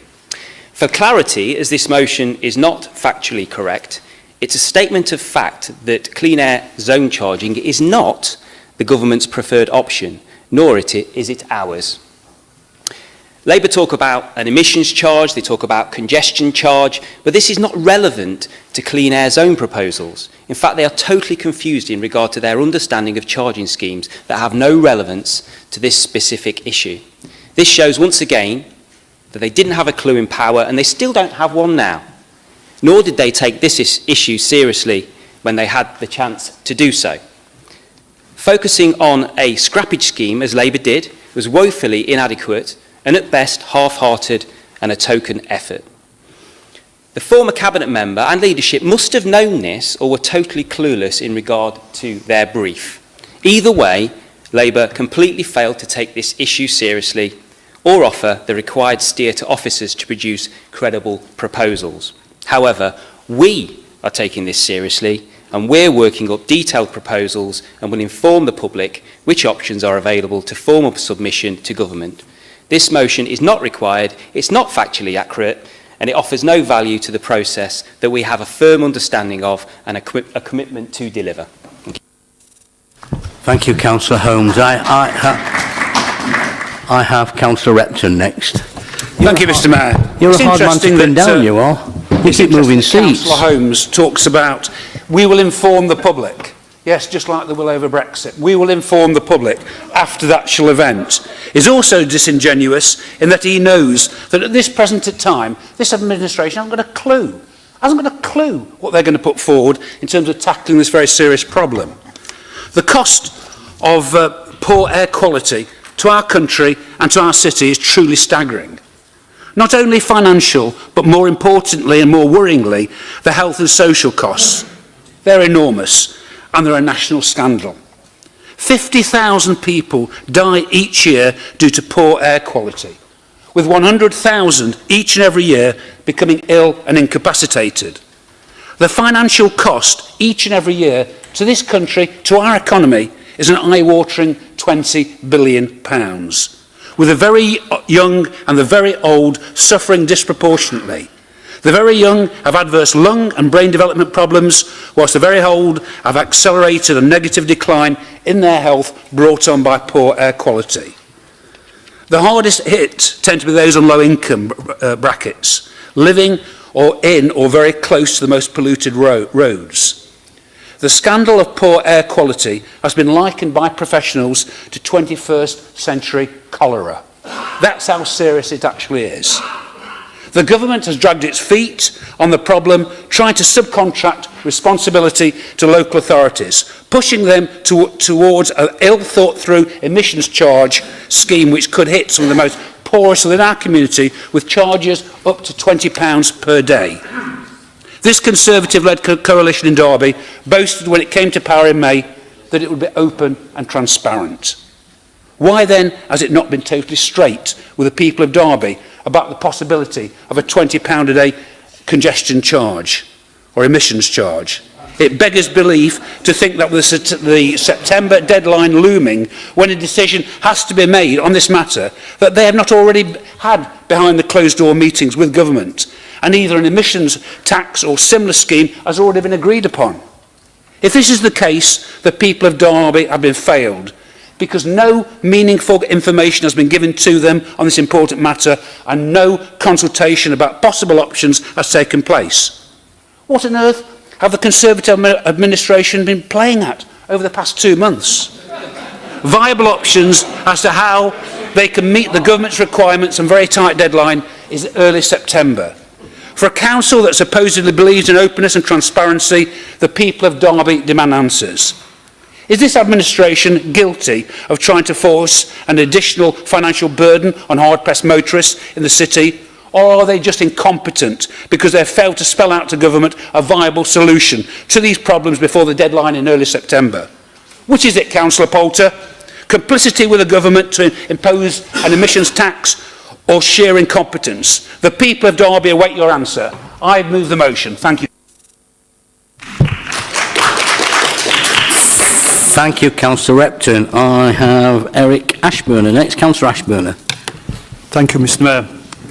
I'd like to thank Councillors Rawson and Peatfield for reminding us of Labour's inaction on this topic for many years. They only wake up when someone else comes to power.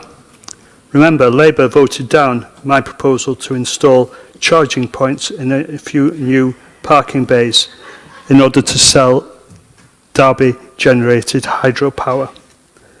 Remember, it took Councillor Banwaite's removal to allow shared cycle walkway through Millennium Wood. Thanks to UKIP for this. Thank you. Thank you, Councillor Ashburn. The next one I have is Councillor Graves.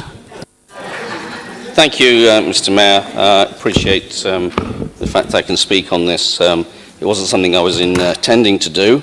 However, I think it's a very important subject, and it's something that I, in theory, support with the Labour councillors on the other side. The air quality in Derby is particularly poor. I agree with that. I think it's not conducive for people to live healthily. People are suffering, and I have some very personal family members that suffer with that air quality. My wife suffers with breathing difficulties. One of my grandchildren suffers with breathing difficulties. And so only the other day, that came to a head with having to take on their medication in a much a more involved way than they usually do. However, what I find about the Labour Party in this motion is that they're very, very adversarial. Instead of trying to help and cajole and persuade this council to do something, what they do is they do this adversarial stance, very much like when Councillor Banwaite was here. It's always attack, attack, attack. Let's talk about the issue. Let's see what we can do to resolve it. If we talk about, I mean, we've already had Councillor Ashburner that mentioned something that the Labour Party could have taken up and helped with the air quality, but turned it down because it suited them at the time. Do you remember when Councillor Evans suggested bringing some air quality monitoring equipment put around Derby to measure the air quality? Something else, the Labour Party, those Labour councillors over there, turned it down. Are they really genuine about this motion that they put? And if we go back several years, where we have the hypocrisy of the Labour Party, we have some councillors still in this chamber that campaigned against the incinerator in Sinn Féin, all right? And yet then they voted for it. That's duplicitous. That is not telling the people out there who they represent the truth. We have Councillor Peatfield, a new councillor on here. Well done for your speech. However, you talk about Osbaston Park Road. That very incinerator, your party put it in. Your party signed it. In fact, the councillor sitting in front of you is the one that signed the document. So if you really are serious about air quality, think about all the things that you've done to make the air quality worse, because that's what you've done. Now, you talk about congestion charging. I am opposed to congestion charging. It's merely another tax, and it's an indiscriminate tax. Whether you're wealthy, whether you're poor, you have to pay it if you're using a vehicle. Now, we do not want to put these burdens on the poorest, the lowest paid of our city. They are already suffering with low pay, and the lowest paid will then end up paying more of the cost in terms of their own well-being. Then Councillor Rawson talked about the scrappage scheme. Well, this will not help either for those on the lowest income, because they will not be able to afford the cost of change. The fact they're on the lowest pay means they do not have a lot of money, and whether you give them £3,000, £10,000, the car will be £20,000 that applies. They will still not be able to pay the difference. So that, in my view, is not right, particularly for the low paid. And the other thing that you've done recently, which I oppose, you passed, your Labour chairman of the planning committee passed the Rainsway flats, 128 flats with 128 potential cars. When that gets built, that's on Rainsway. That will also not improve air quality. That will make it far worse. It's something that you didn't bring up. The Highways Agency ignored it. Highways England, ignored it, and it was wrong. So what I'm asking here is, yes, we do need to do something about the air quality in this city, but let's not do it in an adversarial way. Let's try and persuade the party in charge of this council. Try and persuade them, talk to them. That's what we do. That's what we do on these benches, and that's what these people do over here.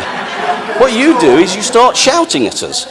You shout at them all the time, and you're still doing the same thing. Look, the last time you started shouting at people, look what happened to Councillor Banwaite. He's gone. Thank you, Councillor Graves. I still have 1, 2, 3, 4 speakers. I'm not taking any more after that. Councillor Afzal. Thank you, Mr. Mayor. It's a bit disappointing. This is a very serious issue, yet the opposition, they're not a coalition, they just have got all the brain. But every opportunity you get, whether it's good or bad, you've got to try to criticise Labour. Matthew coming out with, you've not done anything. Matthew, you're fully aware of, it's the same officers you had an opportunity to talk to before the elections and after the elections, and they're assuring you exactly what we've been doing. It's not just Derby, it's 5 other cities. We're all working together. The government keep moving the goalposts. You want to be open and transparent. A meeting takes place where your leader and deputy leader turn up. We still don't know what was discussed behind closed doors. All we're asking for, forget your politics, the health of the people of Derby is too important, Mr Mayor. It's estimated that 1,400 people in our city are suffering ill health as a result of particulate air pollution. The reality is stark. Derby residents are dying prematurely as a result of poor air quality.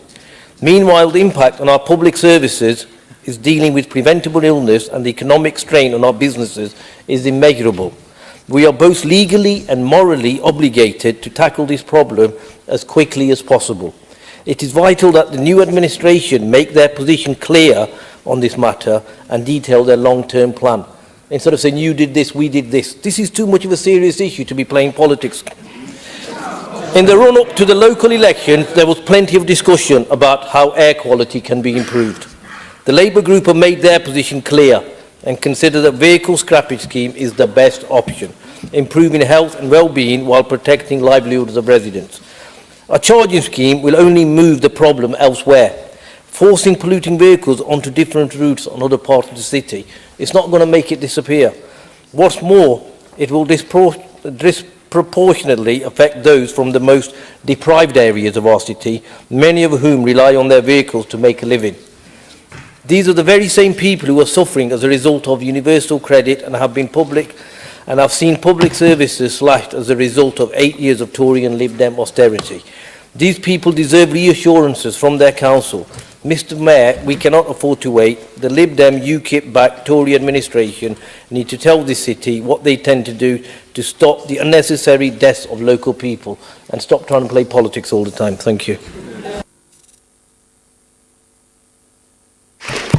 Councillor Poulter. Thank you, Mr Mayor. At the outset, let me say this. The first paragraph says, the right to live in an environment with clean air, free of dangerous levels of pollutants, is a basic human right, and an issue which Derby City Council takes extremely seriously. This administration 110% agrees with that, and if anybody in this chamber disagrees with that, they'd be wrong. Unfortunately, I have to address some of the comments made tonight. And to do that, but firstly, I need to put a little bit of history to this. This hasn't been going for 2 months that we've had. Councillor Rawson referred to the fact it was raised in 2016. The previous administration knew that they got to do something about this since 2016. Unfortunately, the best they could do was to stop officers from going out to consultation on the potential resolutions to this because of an election, and then present themselves to the Minister and DEFRA with a totally unacceptable scheme which relied completely on a scrappage scheme. The officers, we have been to DEFRA, we've spoken to the Minister, and they were completely clear that the proposals put forward by the previous administration were actually derisory, ridiculous. The facts are that the government have, by law, because of representation made and High Court decisions, have to deal with this way, in this way. In terms of what their preference is, I have to correct Councillor Rawson. The Conservative government's preference is not for charging zones. What the law says they have to do, and what is their stance, is they have to introduce the quickest possible measures to resolve the issues. They do not want all the councils to introduce a charging zone. They are insisting by law that the councils introduce measures to tackle the problem as quickly as possible. Now, obviously what we've had was a representation from Councillor Rawson that amounted to little more than scaremongering. And I have to take issue with a well thought out scrappage scheme. A scrappage scheme was not what the DEFRA were asking to hear.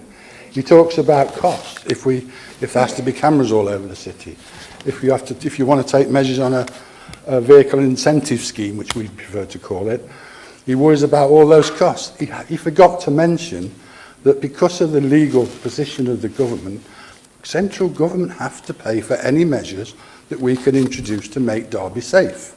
It won't cost this council a penny to do the measures that we need to bring forward. And Councillor Repton, He actually slipped and managed to mention the word congestion charge. This is not a congestion charge. This is a clean air charging zone, if it was to come in. And Councillor Repton, unfortunately, you slipped into election speak there. We have not ruled out anything, but we've not ruled in anything. The one thing we've ruled out is a congestion charge, because that doesn't apply. That's not what we're talking about here. We're talking about clean air zones. And in terms of a scrappage scheme, we don't call it that. We call it a scheme whereby the incentives can be given for people to change their vehicles. And as for Councillor Peatfield's contribution of being shocked that we've not published our proposals in the 2 months we've been in charge, well, I'm afraid there were a few sniggers here because you didn't do that in yourselves in the 2 years that you had the opportunity to do so. We also had comments like, not got a clue. Well, I'm afraid DEFRA were perfectly clear that you didn't have a clue when you went down there what was expected of you. And that was the position that they got themselves into. So in conclusion, Mr. Mayor, all I want to say is that the hypocrisy of this motion and the hypocrisy of the contributions we've had from the Labour group tonight have astounded me. There's another one to come, and they accuse us of making political motions out of things. Well, I'm afraid the hypocrisy is there for all to see. We will tackle clean air. We will get together a rational proposals to put to government. We will go to consultation on all the potential options, and we will do what's right for Derby and get it done in time. Thank you, Mr. Mayor. Thank you, Councillor Poulter. I've just got Councillor Skelton and then Councillor Evans to come. Thank you, Councillor Skelton. Thank you, Mr. Mayor. Well, I've been listening very carefully, and I have an amendment.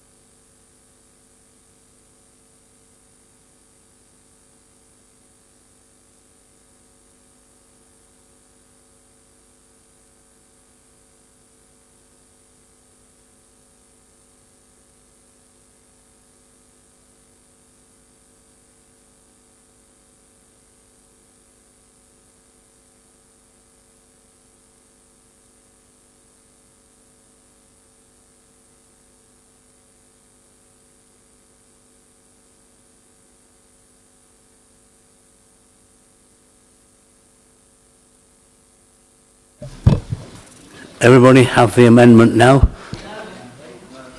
Okay.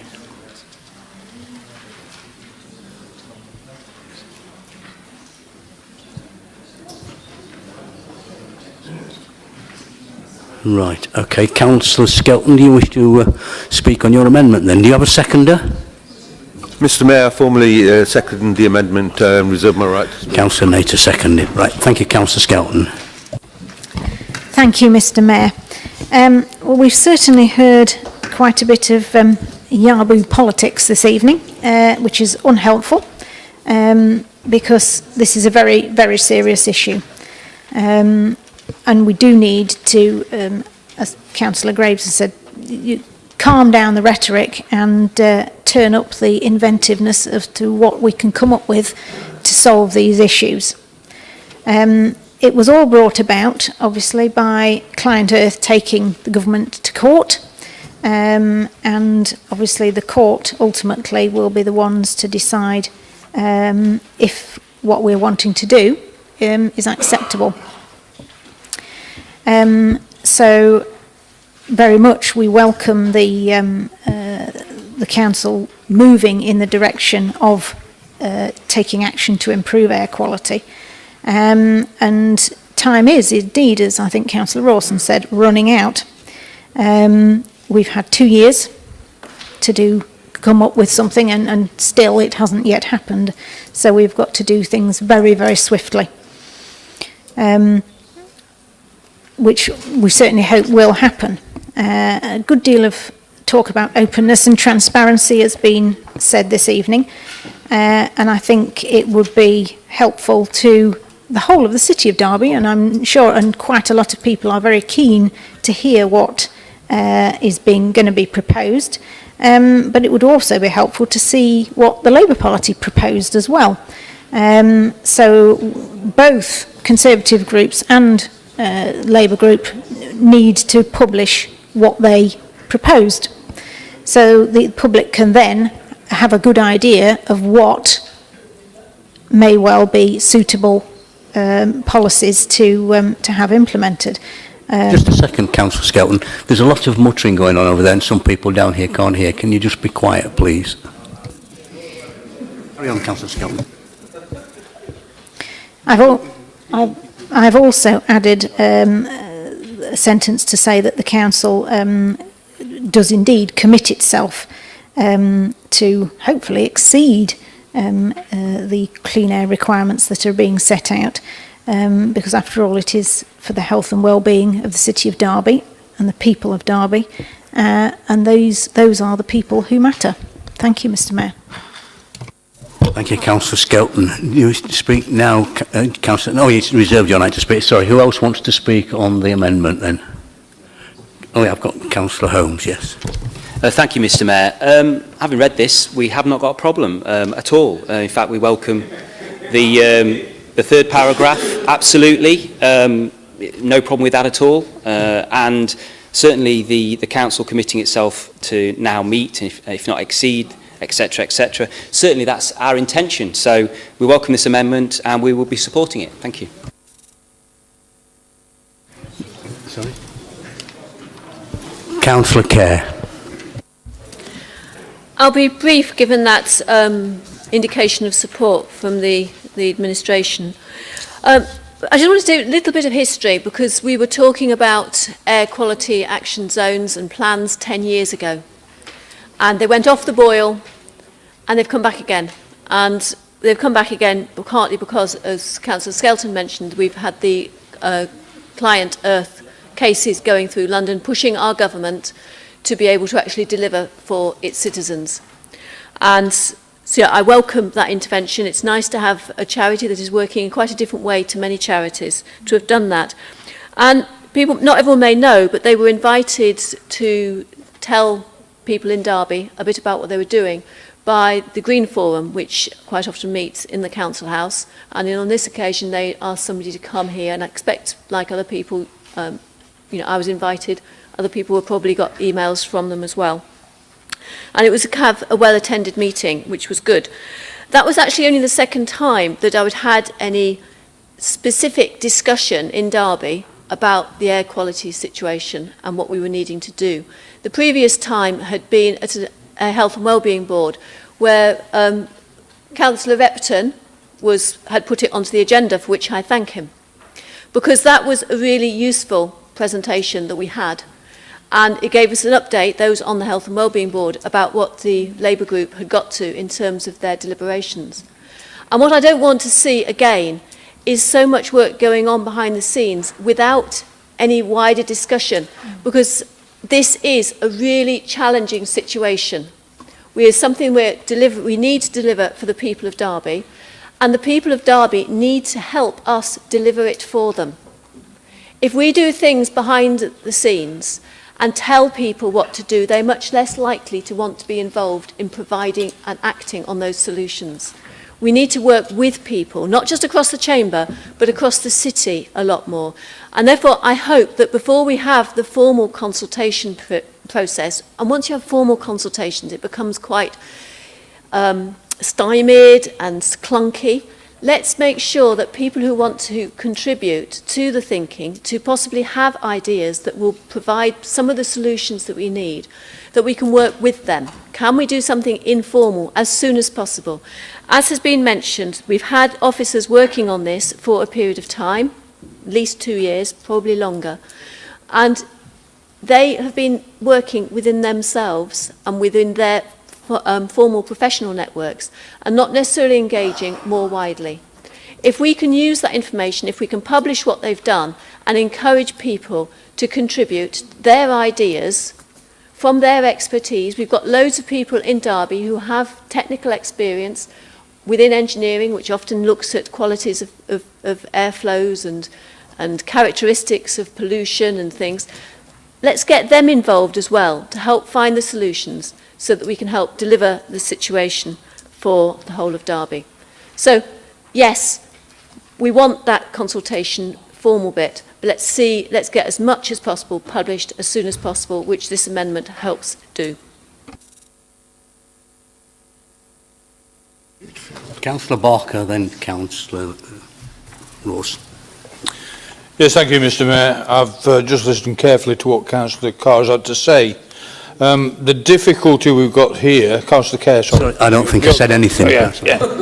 The difficulty we've got here is, and I understand exactly what you're saying in respect of consulting the public, the thing is we have got to go formally consult the public in a very short space of time because the previous administration sat on their hands until May of this year when we again took over this. We've had 8 weeks we've had to try and put something together to actually comply with the direction from the courts to DEFRA on this. We have to go out to formal consultation. There has to be, by September of this year, a paper submitted to DEFRA for them to forward on to the courts, which meets the court's criteria of in the shortest possible time. Now, only the court knows what they will accept as the shortest possible time. If we go into a long now open conversation with the public as to what they want, then we formally consult, then we send it to DEFRA, we'll be lucky if we get it to DEFRA this side of Christmas. And that just is not acceptable. I know that. DEFRA know that. And the courts will no doubt know it as well and let us know concern. And that what they'll do is impose. That's what the court will do. It will impose. Now, we don't want that. None of us want that. We want to do the best for the people of Derby in the shortest possible time. And so that means officers are now working up proposals that we hopefully can get to meet the model that DEFRA have put to us. If we achieve that, and if we get it through DEFRA, we will meet that, we hopefully will meet that deadline. That's what we're working towards. But we can't now go into an open conversation with the public on what this paper means. For the simple fact is, 2 years have passed. We've had 8 weeks. 2 years have passed where nothing's been done. And so therefore, you know, we've been left this legacy and we will meet that deadline. We will do it. And we'll do it for the people of Derby. Thank you, Councillor Barker. Councillor Rawson. Thank you, Mr. Mayor. I think it's a bit of a daft amendment, to be honest, Mr. Mayor. It's turning the argument completely on its head. Whilst the policy of the Labour administration previously might be very interesting, and it is actually already in the public domain. So I've got absolutely no problem in terms of the paragraph headed openness and transparency. It is already in the public domain. The officers have got that information. It's accessible to any councillor who wishes to ask for it. So no problem with making that public. But in a way, Mr. Mayor, I've already achieved what I wanted to achieve by raising this evening. I've raised the issue, we've had a debate, it's highlighted the urgency with which the Conservative administration needs to act on this matter, and I hope that by highlighting it tonight it has stressed the urgency to Cabinet members. Labour has had, spent a number of time, great deal of time, officers' time, working up detailed proposals for the scrappage scheme, which we believe is the best solution to the problem. Officers were perfectly on board with that and putting that argument to government. Councillor Poulter said that councils are supposed to, there's supposed to be latitude in the view of the government. He says they haven't got a preferred policy. Well, if that's the case, then they should be willing and not dismissive of the scrappage scheme idea. So whilst I've got certain problems with this amendment, Mr Mayor, it does turn it on its head in rather a strange way when we should be focusing on what the Conservative administration's going to do. I've got no problem in accepting it. Councillor Repton. Yes, thank you, Mr Mayor. Yes, I agree with my colleague, Councillor Orson. I think in terms of all the paragraphs, I think they're eminently sensible. And we've had some good discussions, myself and Lucy and the Liberals, about this at the Health and Wellbeing Board, where we do take it seriously. But I have to sadly raise the issue. We had detailed and costed a solution to this we've been working on. You had the opportunities as administration in opposition to have your own ideas. Presumably you haven't been all away on holiday for the last few years whilst you've been out of power, so presumably you had some ideas, but we haven't heard anything from you. There's nothing at all. That clock is ticking. There is a deadline that you have to meet legally, and you've got 9 weeks. We came up with something detailed, costly, involving people, spoke to Teresa Coffey, and we believe that was the best scheme to meet these deadlines and meet the problems in the city. What is missing is an alternative, and you're sitting on your hands and doing nothing. And all that I think we've achieved this evening is right, is to make sure that you get your fingers out and you come up with something and you consult the people of Derby. Thank you, Mr Mayor. Thank you, Councillor Repton. Councillor Peatfield. Thank you, Mr Mayor. I'll just echo what's already been said regarding this amendment. The September deadline was not set by us, it was set by the government. There is no time to consult, and as my colleagues have said, it's on there, it's out there for everyone to see. I found it on Google, it's quite simple. We proposed a cycle infrastructure, e-bikes, try before you buy EV scheme for businesses, 230 charging points across Derby and Nottingham, small load consolidation and night deliveries, and the scrappage scheme, it's out there. Thank you. Thank you, Councillor Peatfield. Last speaker then, Councillor Poulter. Thank you, Mr Mayor. I didn't want to have to come back, but I can't let Councillor Repton get away with saying that their proposals are anything like adequate. In the 2 years since this was announced by central government, the Labour administration has refused any opportunity, because it was too politically sensitive, to go out to consultation on this subject. That is perfectly clear. What was also perfectly clear when we met with officers from DEFRA, that the proposals that you're talking about that you put forward were totally inadequate. They came absolutely nowhere near it meeting the criteria that the DEFRA and the Minister are requiring. We are putting together a comprehensive set of proposals that we are confident will be able to meet the criteria that DEFRA require. We're having to do that in a rush because of your inadequacies in the past, but we will achieve that, and you will get to hear when we have the longest possible time for consultation with the public in the time that left for us to do that. We will put forward proposals that will help the City of Derby and will satisfy the courts and DEFRA in their bid, as has already been repeated on many times, to achieve what the opening paragraph of this motion says in the shortest possible time. We are on it. You didn't need to remind us. It became painfully obvious as soon as we took control that this was one of the most urgent matters that we needed to address, and we're doing that, and we've done that, and you will get to hear just as soon as we're in a position to announce it and DEFRA agree to our proposals. Thank you, Mr Mayor. Right. I'm going to move to the vote on the amendment. Joe. I'm going to move to the vote. All those in favour of the amendment, please, for show. That appears to be carried. Thank you very much. The next motion is number 15.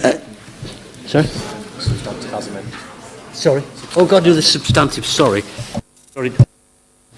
There was only one speaker left, so you get first dibs, Councillor Evans. Do you wish to say anything? Yes, Mr Mayor, thank you. We've heard this evening much passionate speaking about air quality, poor air quality, improve air quality. And it's right, we've got to do that. Surely a datum, a starting point for that is monitoring air quality so that we know today, tomorrow, every day, by the hour, by the minute, what the air quality is. This was the substantive substance of my motion last July relating to the incinerator at Sinfin, ideally in place before the incinerator was up and running, so we could see and detect any change. And I'll go over it basically. It was to have at least five independently monitored stations across the city, crowd-funded predominantly, but supported by Derby City Council, all certified, calibrated, so that it's done to an exacting standard, not reliant on the environmental agency or any other government agency, independent. Right, excuse me. That was the premise of it, so that we could look at the air quality in real time and have that data available, so that all of us could go on the internet 24/7, download that data for each of the monitoring stations, and we would know minute by minute, hour by hour, what is happening to our air in Derby. Then we would have a true basis of where we're starting from. So this is what I tried to do last July, and basically it was rejected by this chamber outright. Well, there was one councillor who supported it, but other than that it was rejected. So if we want solutions, to me, the start of those solutions is monitoring the air quality in Derby, ourselves, for the people of Derby, not reliant on any third party or other government agencies. And I'd like to see that introduced, really. So let's see if we really are truly serious about air quality. Thank you. Thank you, Councillor Evans. Right, we'll now move to a vote on the substantive motion. Oh, do you still want... Sorry, Martin. Thank you, Chair, for the opportunity to sum up. I think we have achieved what I wanted to do this evening, which was to raise this matter as of grave concern, to highlight the urgency with which the Conservative administration needs to get on with their plans. Despite what Councillor Poulter said, the Labour administration did have a robust and a detailed plan in place to tackle the problem with the scrappage scheme. Now, that may not be in line with what your Conservative masters in Westminster might have wanted the authority to pursue, but at the end of the day, we're local politicians elected to represent local people and to make decisions in the best interests of people here in Derby, and not just to follow the diktat from politicians in London. So Councillor Poulter, Councillor Holmes and Councillor Barker, when you're in your meetings with DEFRA, I do hope that you're remembering that, and that you are here to represent the people of Derby, and not just accept policies from your national party. You know, as I say, officers have spent an awful lot of time working up Labour's proposals, and I'll ask for those to be distributed so that you can see those. And I do hope that you reconsider your position in terms of not wanting to progress with the scrappage scheme, because it does meet a lot of the requirements to to get to the best solution in the shortest period of time. And I can understand why the government may not want to go with it, because it will cost money, inevitably. And through a charging scheme, presumably they think they can recover the costs of the scheme through charging people to drive on the roads, which, you know, is probably their main motivation for pursuing their policy for charging, rather than actually going for the solution that is going to address the problem in the quickest way and have absolutely the maximum impact.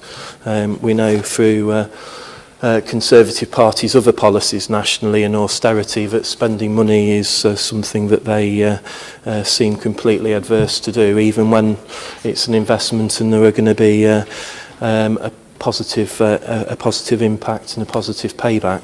So in accepting the motion from the Liberal Democrats, while it's not exactly sticking to the original tone and spirit of what I put down, I hope that does signal that we do want to move forward in a cross-party and a transparent and open way to find the best solution for the city. And Lucy's mentioned the Green Forum. I attended that, as I know Lucy did as well, and that is a really good forum for having these discussions, for learning more, for getting information from very knowledgeable people who do attend that particular forum, and it's a really good way to contribute into ideas and policy that we can hopefully take forward. So as I say, accepted the amendment. Let's move forward in a positive cross-party way to find the best solution for Derby, not necessarily the cheapest for the government, but the best solution for Derby that's going to get as many polluting vehicles off the road as quickly as possible, Mr. Mayor. Thank you. Thank you, Councillor Rawson. Right, we'll now move to a vote on the motion as amended. All those in favour, please show. That is carried. Thank you very much. The next one I have is a notice of motion A52 overspend. Councillor Eldred to move. Thank you. Thank you, Mr. Mayor. I'll be brief. The motion really speaks for itself. But I think I should start by talking about what Councillor Porter said about the nature of the motions this evening and whether or not they're political, and suggesting that this was a waste of time. Our motion this evening is calling on this administration to support an independent review into the A52 overspend, which came to light after the election. The scale of the overspend is not yet known. And just the reason for bringing this to full council is we raised this in a cross-party scrutiny committee, that we believed that there should be an independent investigation into what happened in relation to the A52. That was rejected by the Tories and their coalition partners, and we raised it again at Cabinet, who obviously chose to reject it. So that's why we bring it here. We feel we have no choice, because these are really important issues, and we feel that the public of Derby, when we are representing them, deserve to have their voices heard, and that is what we are doing. So the A52 overspend. So it came to light after the election that what was originally going to be a £15 million project was projected to then cost somewhere in the region of 30 million, although to date there is no actual clarity as to the exact amount that is going to be spent. At the Cabinet meeting, at the last Cabinet meeting, a paper was presented that quite frankly had a lot of holes in it in terms of the information that was provided, but was asking Cabinet to approve an interim amount of £7.9 million to go towards the costs of the A52 overspend, but the exact amount was not yet known, but projected to be somewhere in the region of £30 million. We warned Cabinet at that time that we didn't believe that there was enough information in that Cabinet paper for them to make a good decision and commit that amount of resource of the council's money to this project. And I think those concerns have been demonstrated by, surprise, surprise, there is currently no work happening on the A52 and the contractors have left and there is nothing happening on site, which is not only enormously frustrating for the people travelling up and down the A52 every day and seeing that nothing is happening, but obviously facing those ongoing delays, but it also demonstrates that once people went on site to have a look to see what was wrong, obviously the scale of the problem is greater than was anticipated. So the £7.9 million, there obviously wasn't enough information to commit that resource, that council resource at that time. We are being told that it is not until September that the public will know even how much this project is likely to cost, and in some ways worse than that, how long the delay is likely to be. It is clear now that there's going to be significant delay to the A52 project, but we will not know until September what the length of that delay is likely to be, and quite frankly, Mr Mayor, that is unacceptable to the people of Derby. So given all of this, we are calling again for an independent review. The administration have started an internal review conducted by internal audit into the situation with the A52. I don't want to question the capability of internal audit. I know that they do a fantastic job, but given the scale that we are talking about in terms of a potential at least probably £15 million overspend on this project, we believe that the right thing to do to be open and transparent for the people of Derby is to have an independent investigation into what has happened with this project and, vitally, how we can make sure that something like this never happens again. So, Mr Mayor, I will leave it there and urge members in this chamber to vote to instigate an independent review as soon as possible. Thank you, Councillor Eldred. Councillor Afzal, you're down as the seconder. Are you speaking now or later? No, I'll speak now, Mr Mayor. Thank you. Mr Mayor, we were all deeply concerned when the significant cost increase associated with the A52 improvements were revealed. The general public will also have been alarmed that such a major infrastructure scheme could go so badly wrong. Local taxpayers deserve reassurances that their money can be managed resourcefully and utilised effectively to improve our city. This is all the more important at a time when our public services face spiralling cost and demand pressures, while also dealing with the continued impact of austerity. As the Cabinet member with responsibility for highways at the time the A52 improvement scheme was commissioned, I was shocked that elected members had no idea of the extent of these problems until it was too late. Clearly, mistakes have been made in the management of the project, Mr Mayor. It's now important that these mistakes are investigated and we seek to establish the full facts of the situation. I will lend whatever assistance I can to that process, Mr Mayor. Any investigation must not be a witch hunt, and rather a learning process that helps this authority to function in a better way and to prevent a repeat of this situation in future. I'm sure that the new administration recognises its responsibility to this council and the public at large, and to get to the bottom of this matter. The Labour Group have called for an independent investigation from the outset, and we will continue to make the case for an open and transparent assessment of the problems the project encountered. I believe it's what members of the public would expect, given the magnitude of the overspend we are dealing with. I therefore call on Council to endorse this motion, Mr Mayor. Thank you. Thank you, Councillor Afzal. Councillor Holmes. Thank you, Mr Mayor. Councillor Afzal, did he really just say that it happened on our watch? I mean, we'd been in charge for about 30 minutes or something like that before this landed on our desks. I mean, unbelievable. So on day one of our administration, we were briefed on the A52 Wyvern scheme, and Our three immediate priorities were to put in place a robust and thorough Mr. Mayor, investigation. point of order. I never said that, Matthew. Get your facts straight. Sorry. No worries. You can use I've got the notes here, mate. I never said. No problem. You can clarify with CP if you wish to. We wanted to put in place a robust and thorough investigation to discover what has gone wrong with the project to that point, review and urgently consider funding for it to continue, because it soon be very clearly. Within a very small amount of time, it was obvious that we couldn't cease the project. And thirdly, to ensure transparency in regard to the situation presented to us and the financial implications for the council and therefore local taxpayers. Now, it's important not to speculate on specific failings that have obviously occurred. That is the purpose of a robust investigation, to establish the facts and learn the lessons in regard to what has gone wrong, and I think we're all agreed on that.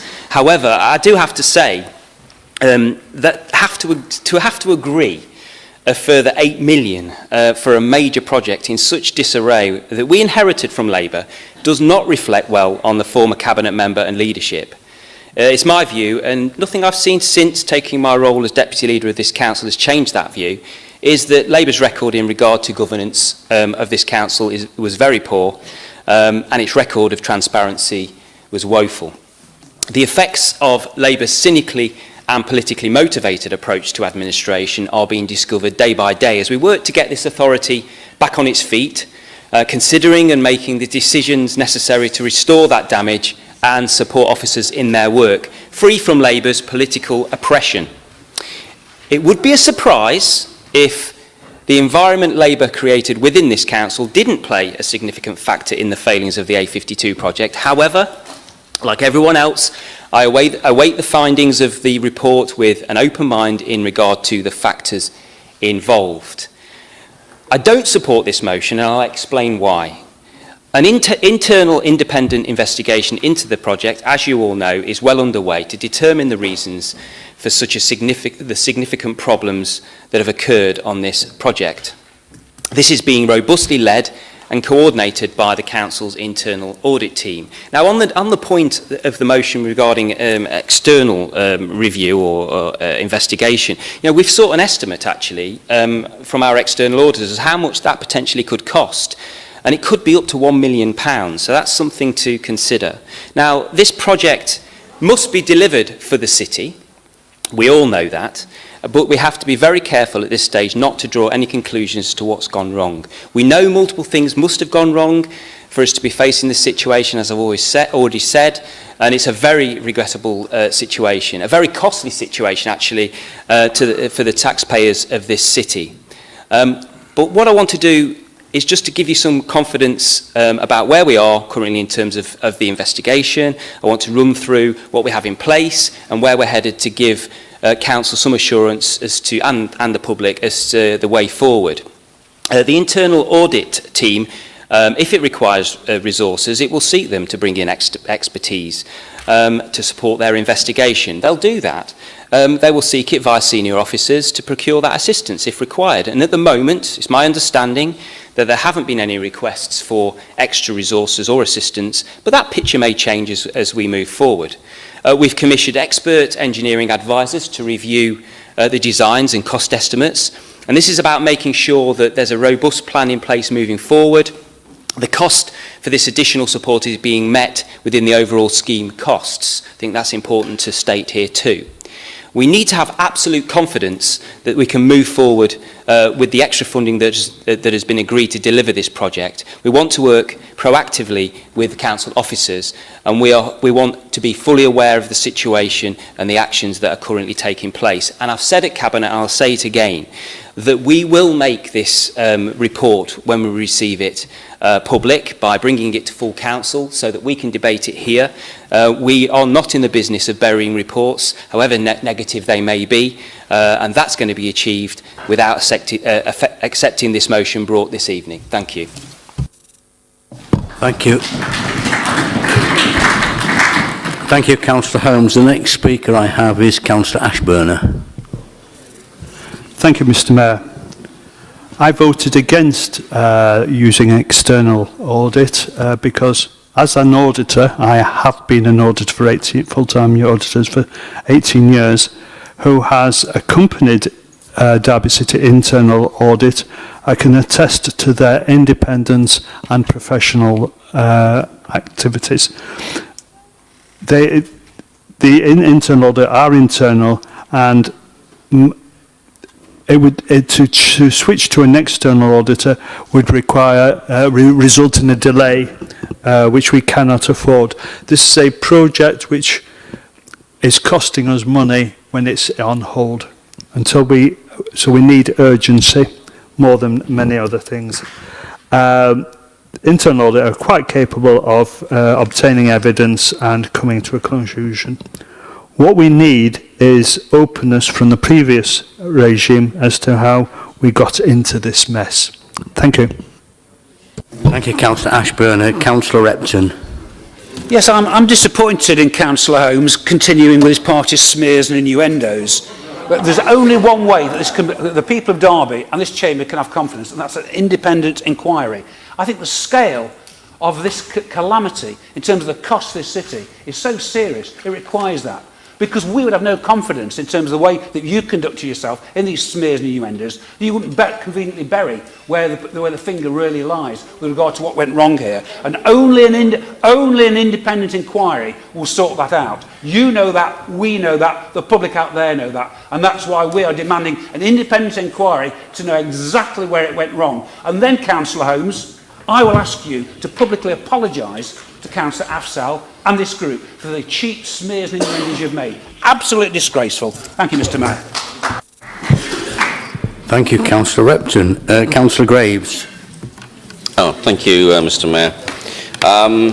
I chaired the Executive Scrutiny Committee where this was discussed, so I thought I'd just have a few words about it. Councillor Eldrett's own words was that she exhausted the council system and still brought it here. The whole purpose of the scrutiny is that you can scrutinise decisions, you can bring things forward. She's even brought this forward to Cabinet. It's been rejected by the majority of the councillors in this council, yet it's still here as a motion in full council. How far, you're just being pedantic about it. Why do you, this is an adversarial approach, yet again. Now, the majority of councillors in this council, as I said, just voted against having external investigation. However, the Council Cabinet did say that they would consider having an external investigators should the internal investigation actually promote that as a way forward. So that method is still there, that path is still there. I'm getting a little fed up about all the time the Labour Party bring a motion, they want to be open and transparent. Well, it's just a shame they weren't open and transparent when they were in charge of this council. But now it suits their role. I have to say, so far, the ruling group have been very open and transparent, particularly with UKIP and the Liberal Democrats. One of the things that is interesting, Councillor Repton talking about smears, I'm going to ask Councillor Astell, did you know about this before the local elections? If the investigation shows that you were informed, would you consider resigning as a councillor? Quiet, please. Thank you, Councillor Graves. It's not... Can you, please... respond to that, Mr. Mayor. Can you be quiet, please? Point of personal explanation. Mention me by name.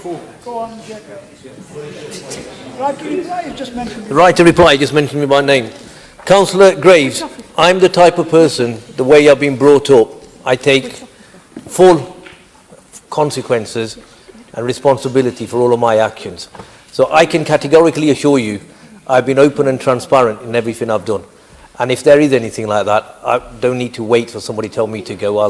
I'll jump myself. So I've not done anything wrong. I've not been made aware of it. The first I was made aware of it, and I'm making this on council record, was after the elections. And as soon as I was made aware of it, I did contact the chief executive, and that will all show that. And as the Labour leader has already mentioned that to you, so you should all know. Thank you. That's why I think you're just making things up as you go along sort of thing, and it's not fair. You want to be judge, executioner, jury, everything. all Simmer in one go, down, like, quiet, mind please. up. An Thank you. independent inquiry will tell you exactly what happened, and that's why we want an independent inquiry. Thank you, thank you.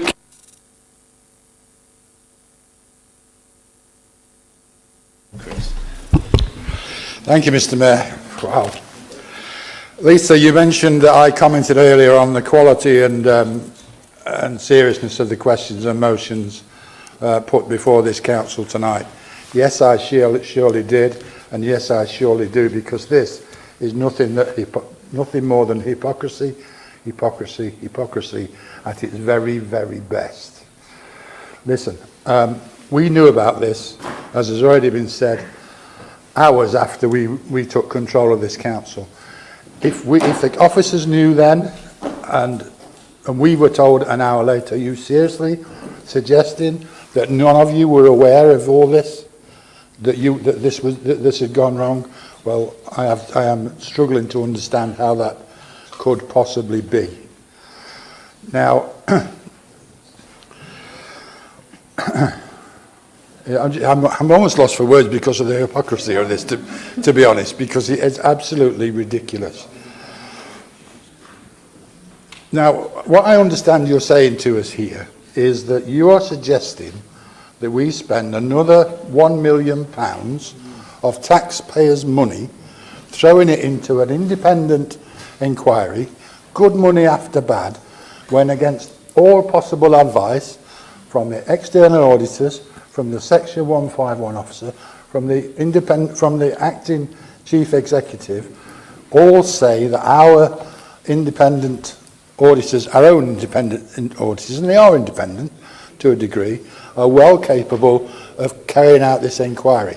I've sought reassurances every week from the Section 151 officer that this inquiry is on track and going to be able to deliver what we want it to deliver.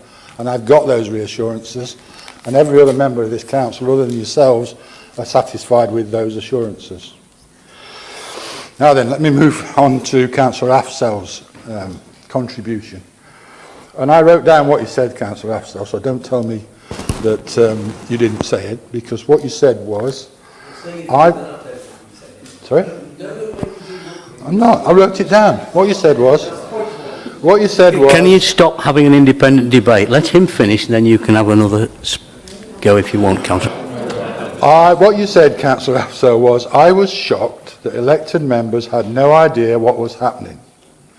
I'm shocked that the elected members didn't know what was happening, because it was your role to know what was happening. You should have known what was happening here, okay?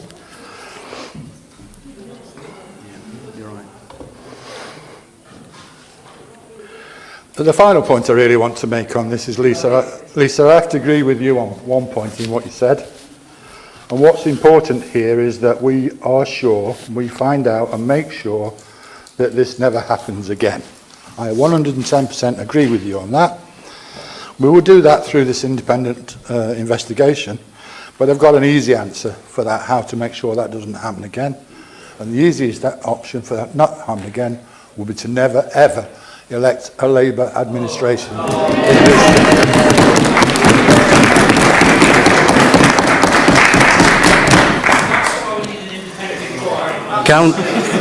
Quiet, please. Councillor Skelton. Councillor Skelton. Thank you, Mr. Mayor. Right, I have an amendment again.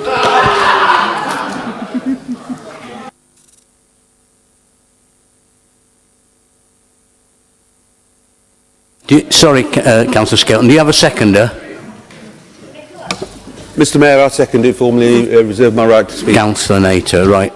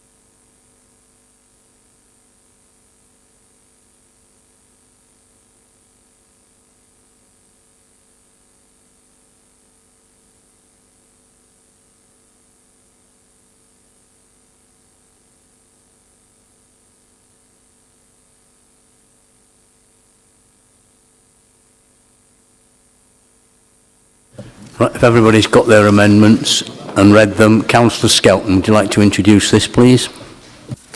Thank you, Mr. Mayor. Again, this is a very important issue that we're dealing with. As the motion says, Council is very deeply concerned about this overspend, both from a financial and a governance perspective. And I think we all agree that we need the transparency of what went on to be shown to the public. I just can't understand why some people have a problem with Central Midlands Audit Partnership. I've had a lot to do with them over the 20 years that I've been a councillor, when they were previously under a different name, but they have always been properly doing their professional job. I just cannot see why people find them either inadequate or whatever, they have a problem with them. I will put on record that Central Midlands Audit Partnership have my complete confidence to do a thorough and proper job. And certainly the Liberal Democrat group believe that, and it seems that at least 3 groups anyway do believe that. I think it's also important that, and I'm glad to say Councillor Afzal has already voluntarily said that he will fully cooperate with the investigation. So I look forward to his support on this amendment. If everyone involved commits to telling the truth, the whole truth, and nothing but the truth, then we will get to the bottom of what went wrong.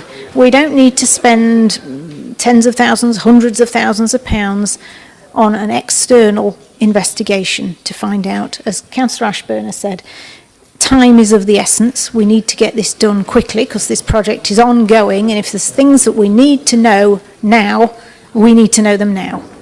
So I think the way we're actually going with Central Midlands Audit Partnership doing this investigation is the right thing to do. Thank you, colleagues. I look forward to your support. Thank you, Councillor Skelton. Councillor Eldritch. Thank you, Mr. Mayor. I believe that this amendment should be ruled out of order because it fundamentally changes the premise of the motion. The motion calls for an independent investigation into the A52 overspend and the project, and this amendment completely takes that out of the motion and therefore fundamentally changes it and should be ruled out of order.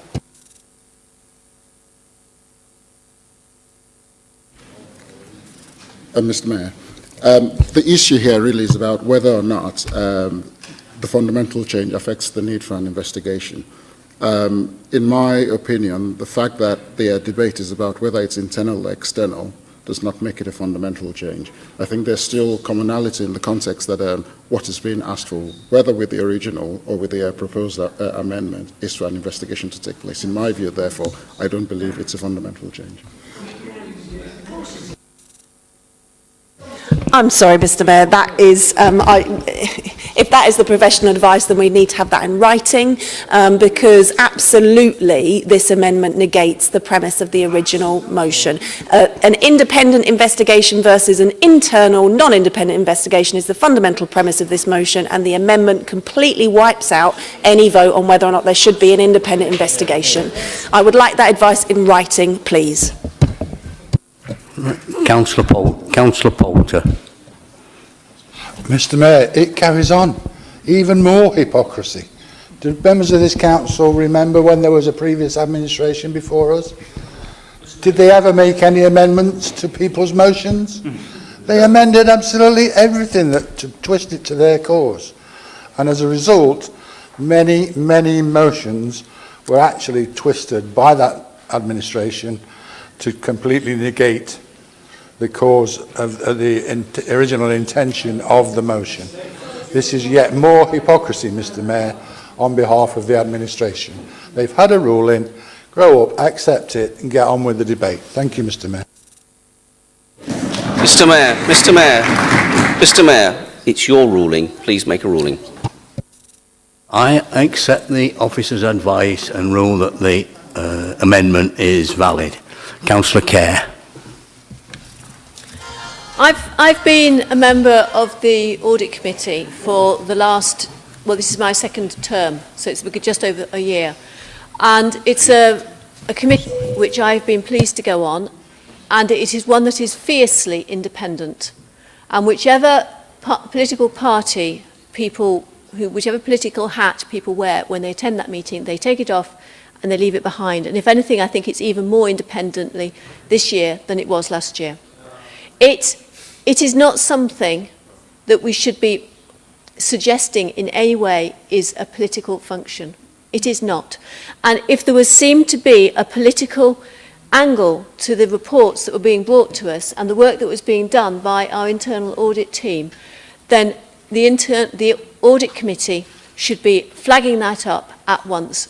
And if any individual member thought that, they could go to our acting chief executive and say so. I believe it is acting independently. It is an internal resource that we have. It's much easier for them to find out who they ought to be speaking to and do the job more quickly and more efficiently than people who are coming in from outside. If at any stage we have a problem with that report, either the internal audit saying they need more help, or if they feel that what they're finding, that we as the committee don't feel that they are doing the job that they need to do, we can then take further actions. But we don't need to worry about that at the moment. We've got the team on the job. The audit committee is monitoring what's going on. We've already had it discussed at one meeting, and hopefully it'll be back to us at the next meeting. We are asking for more consideration of it, and I believe the chair has asked for updates en route if there are any of significance. The second thing I'd just like to mention is that the Conservative group have hinted that they would reject this motion. By rejecting this motion, it would give the impression that it is something that does not matter to us as councillors, and they might have taken the whole of council with us because there are quite a lot of absentees on the far side. This is an important issue. We need to show that it's an important issue, and by supporting and endorsing the investigations that are going on, we are saying this matters not just to us, but to the City of Derby. So I hope people will support this amendment. Thank you, Councillor Kerr. Councillor Nater. Mr Mayor, I propose we move to the vote. Okay, we'll move to the vote. Those in favour of the amendment, please show.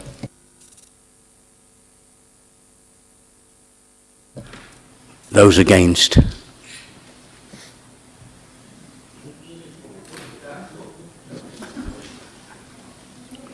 Carried. The amendment is carried, sorry. We now move back to the original motion, and I still have Councillor Stanton to speak. Thank you, Mr Mayor. When Councillor Poulter ends a contribution with a never vote Labour again, I'm worried. And when Councillor Graves, his tagline is, we want a resignation of a Labour councillor, I'm worried. And when I hear all this rhetoric, I'm worried because I think we're missing the point here. We're talking about, well, I'll tell you what else I'm worried about. I'm worried when the chief executive of the council comes to an executive scrutiny board and says this is the most difficult report she has had to deliver. And when that report is asking for an additional 7 million, and we don't know how much the eventual project is going to cost, I'm worried. And we should all be worried because fundamentally, I'm not a civil engineer, I'm not a contract lawyer who can sign off large infrastructure projects, and I'm sorry if it hurts the egos of anyone in here, but you're not here to program manage large infrastructure projects within this administration. We are here to give political guidance, scrutiny, and democratic recourse, okay?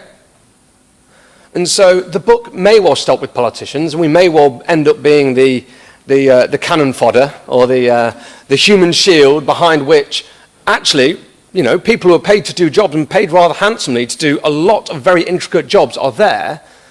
We somewhat miss the point. This is a large infrastructure project, okay, of which we are doing many at the moment, and maybe even more. And if £1 million spent on an external audit that actually finds out and gets to root cause as to what went wrong, what were the failings, were they member-led, was it a communication issue, was it in our contract procurement? It would be very convenient for, score some political points and say, I tell you what's easier and cheaper, blame the guys who are in charge. But actually, that investment of an external audit will help you more than us, because it will help you not to make the same mistakes. It will help this city and its taxpayers not to have to face escalating costs. And so, ultimately, we talk about an internal audit, and I am reassured that, the results of this audit will be made public, and if needed, we can go to external. But we also have to think of the public perception of this. An internal audit found this. An internal audit within Derby City Council found out that actually the council was fine, it was all some members' fault, let's blame them, aren't the politicians rubbish, and off we go around again. You can see the comments just littering down on the pages, the comments pages. It's fantastic, I love reading it. It's all our fault, and it is. But we will just continue to repeat the same mistakes again. Instead, we could give that process, the fact that it will be independent, the fact that it had nothing to do with the council, it can look at every facet of that process. It can actually build upon what the internal audit have done, and we can learn lessons. Learn lessons that actually some members in here will allow them to be better councillors, and even some of them better cabinet members if or should or when they get there. Because it's a difficult job, and it's not good enough for us to say, something went wrong on your watch, you're entirely and totally responsible, out you go, in you get someone else, the next person lining up to, to stand in front of the bullets. We need to find out what went wrong, because behind this is traffic chaos from here to Nottingham for we don't know how long, and we don't know how much it's going to cost. Or who's responsible. Thank you, Martin. But for me, that £1 million, if it is indeed that £1 million, but then again, it could triple, double, who knows, would be a wise investment if it actually saves money in the long run and helps this council do this kind of project better. We have to do better. And maybe we need someone external to come and tell us how that's done. Thank you, Mr. Mayor.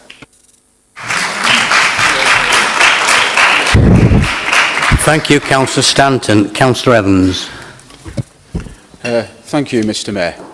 I'd just like to say, really, I admire Councillor Afzal for his honesty and integrity, for explaining that he didn't know about it until after the elections.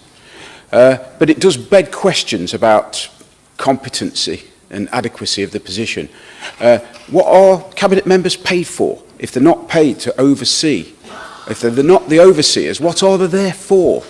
Surely you should have a grasp on what's happening on major schemes, multi-million-pound schemes.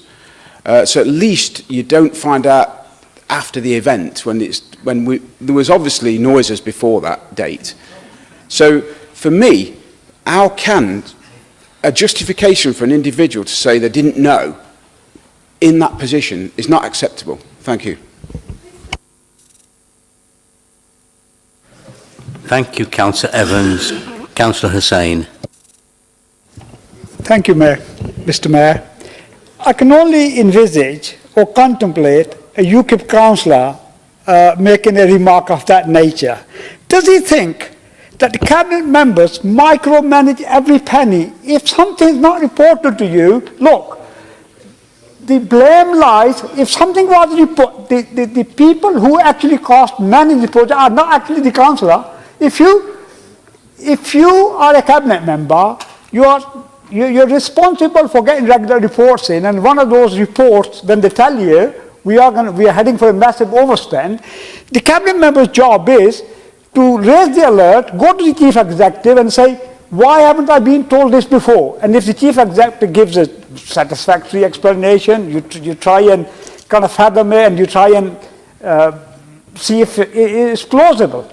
But if you think a cabinet member should be responsible for accounting for every penny, it shows you don't understand the system, the way it works, and excuse me, Councillor no Hussain. understanding whatsoever.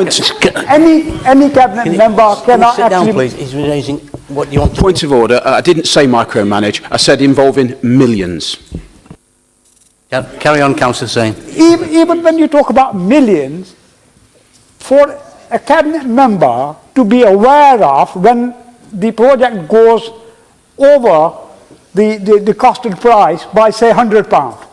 Somebody's got to report it to you. What mechanism is there within the council for the councillor to know exactly what cost increases have come in on that day? Do you think you could get a report every half an hour, every 15 minutes, every minute you want a reassurance from the officers that I want a reassurance that the cost is not running over the budgeted budget? What mechanism would you run, and can you actually run a council like that? You have to trust your professional officers, and you have to get reports in at a weekly interval, at a fortnightly interval. You can't do it every minute of the day. You cannot just do it. So reflect on what you've said. What you're talking is.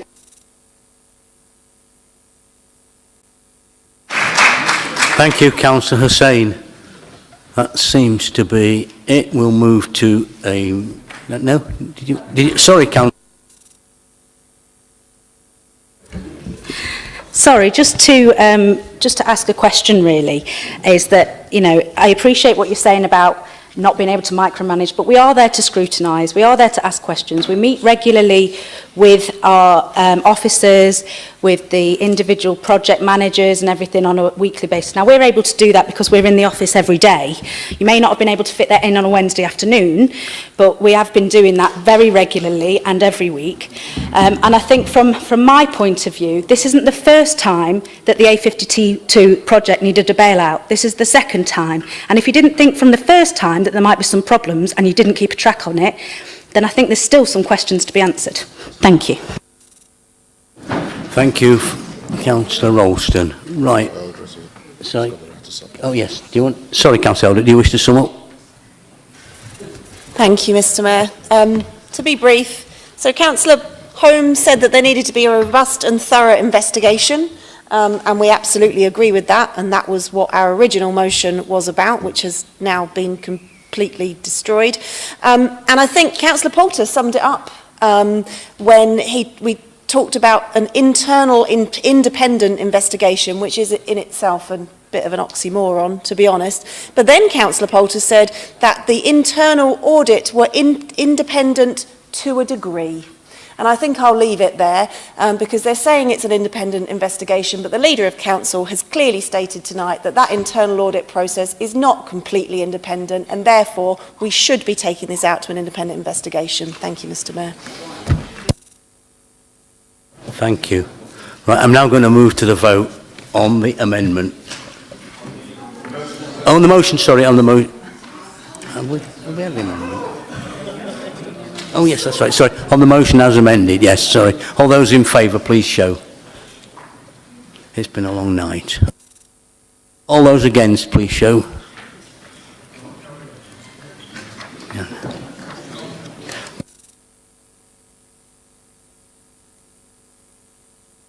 The last one, item 16, committee appointments. Councillor Barker. Yes, thank you, Mr Mayor. This has been brought before this council in cognizance of the full council meeting, or the AGM, when appointments were made this year. As things have transpired, I have to bring before the council and ask for them to allow the move of Councillor Evans as the Cabinet Member for Children and Young People to assume the position of Chair for Corporate Parenting Committee. This will in actual fact affect Councillor Frank Howard stepping down from the role, but to remain on that committee.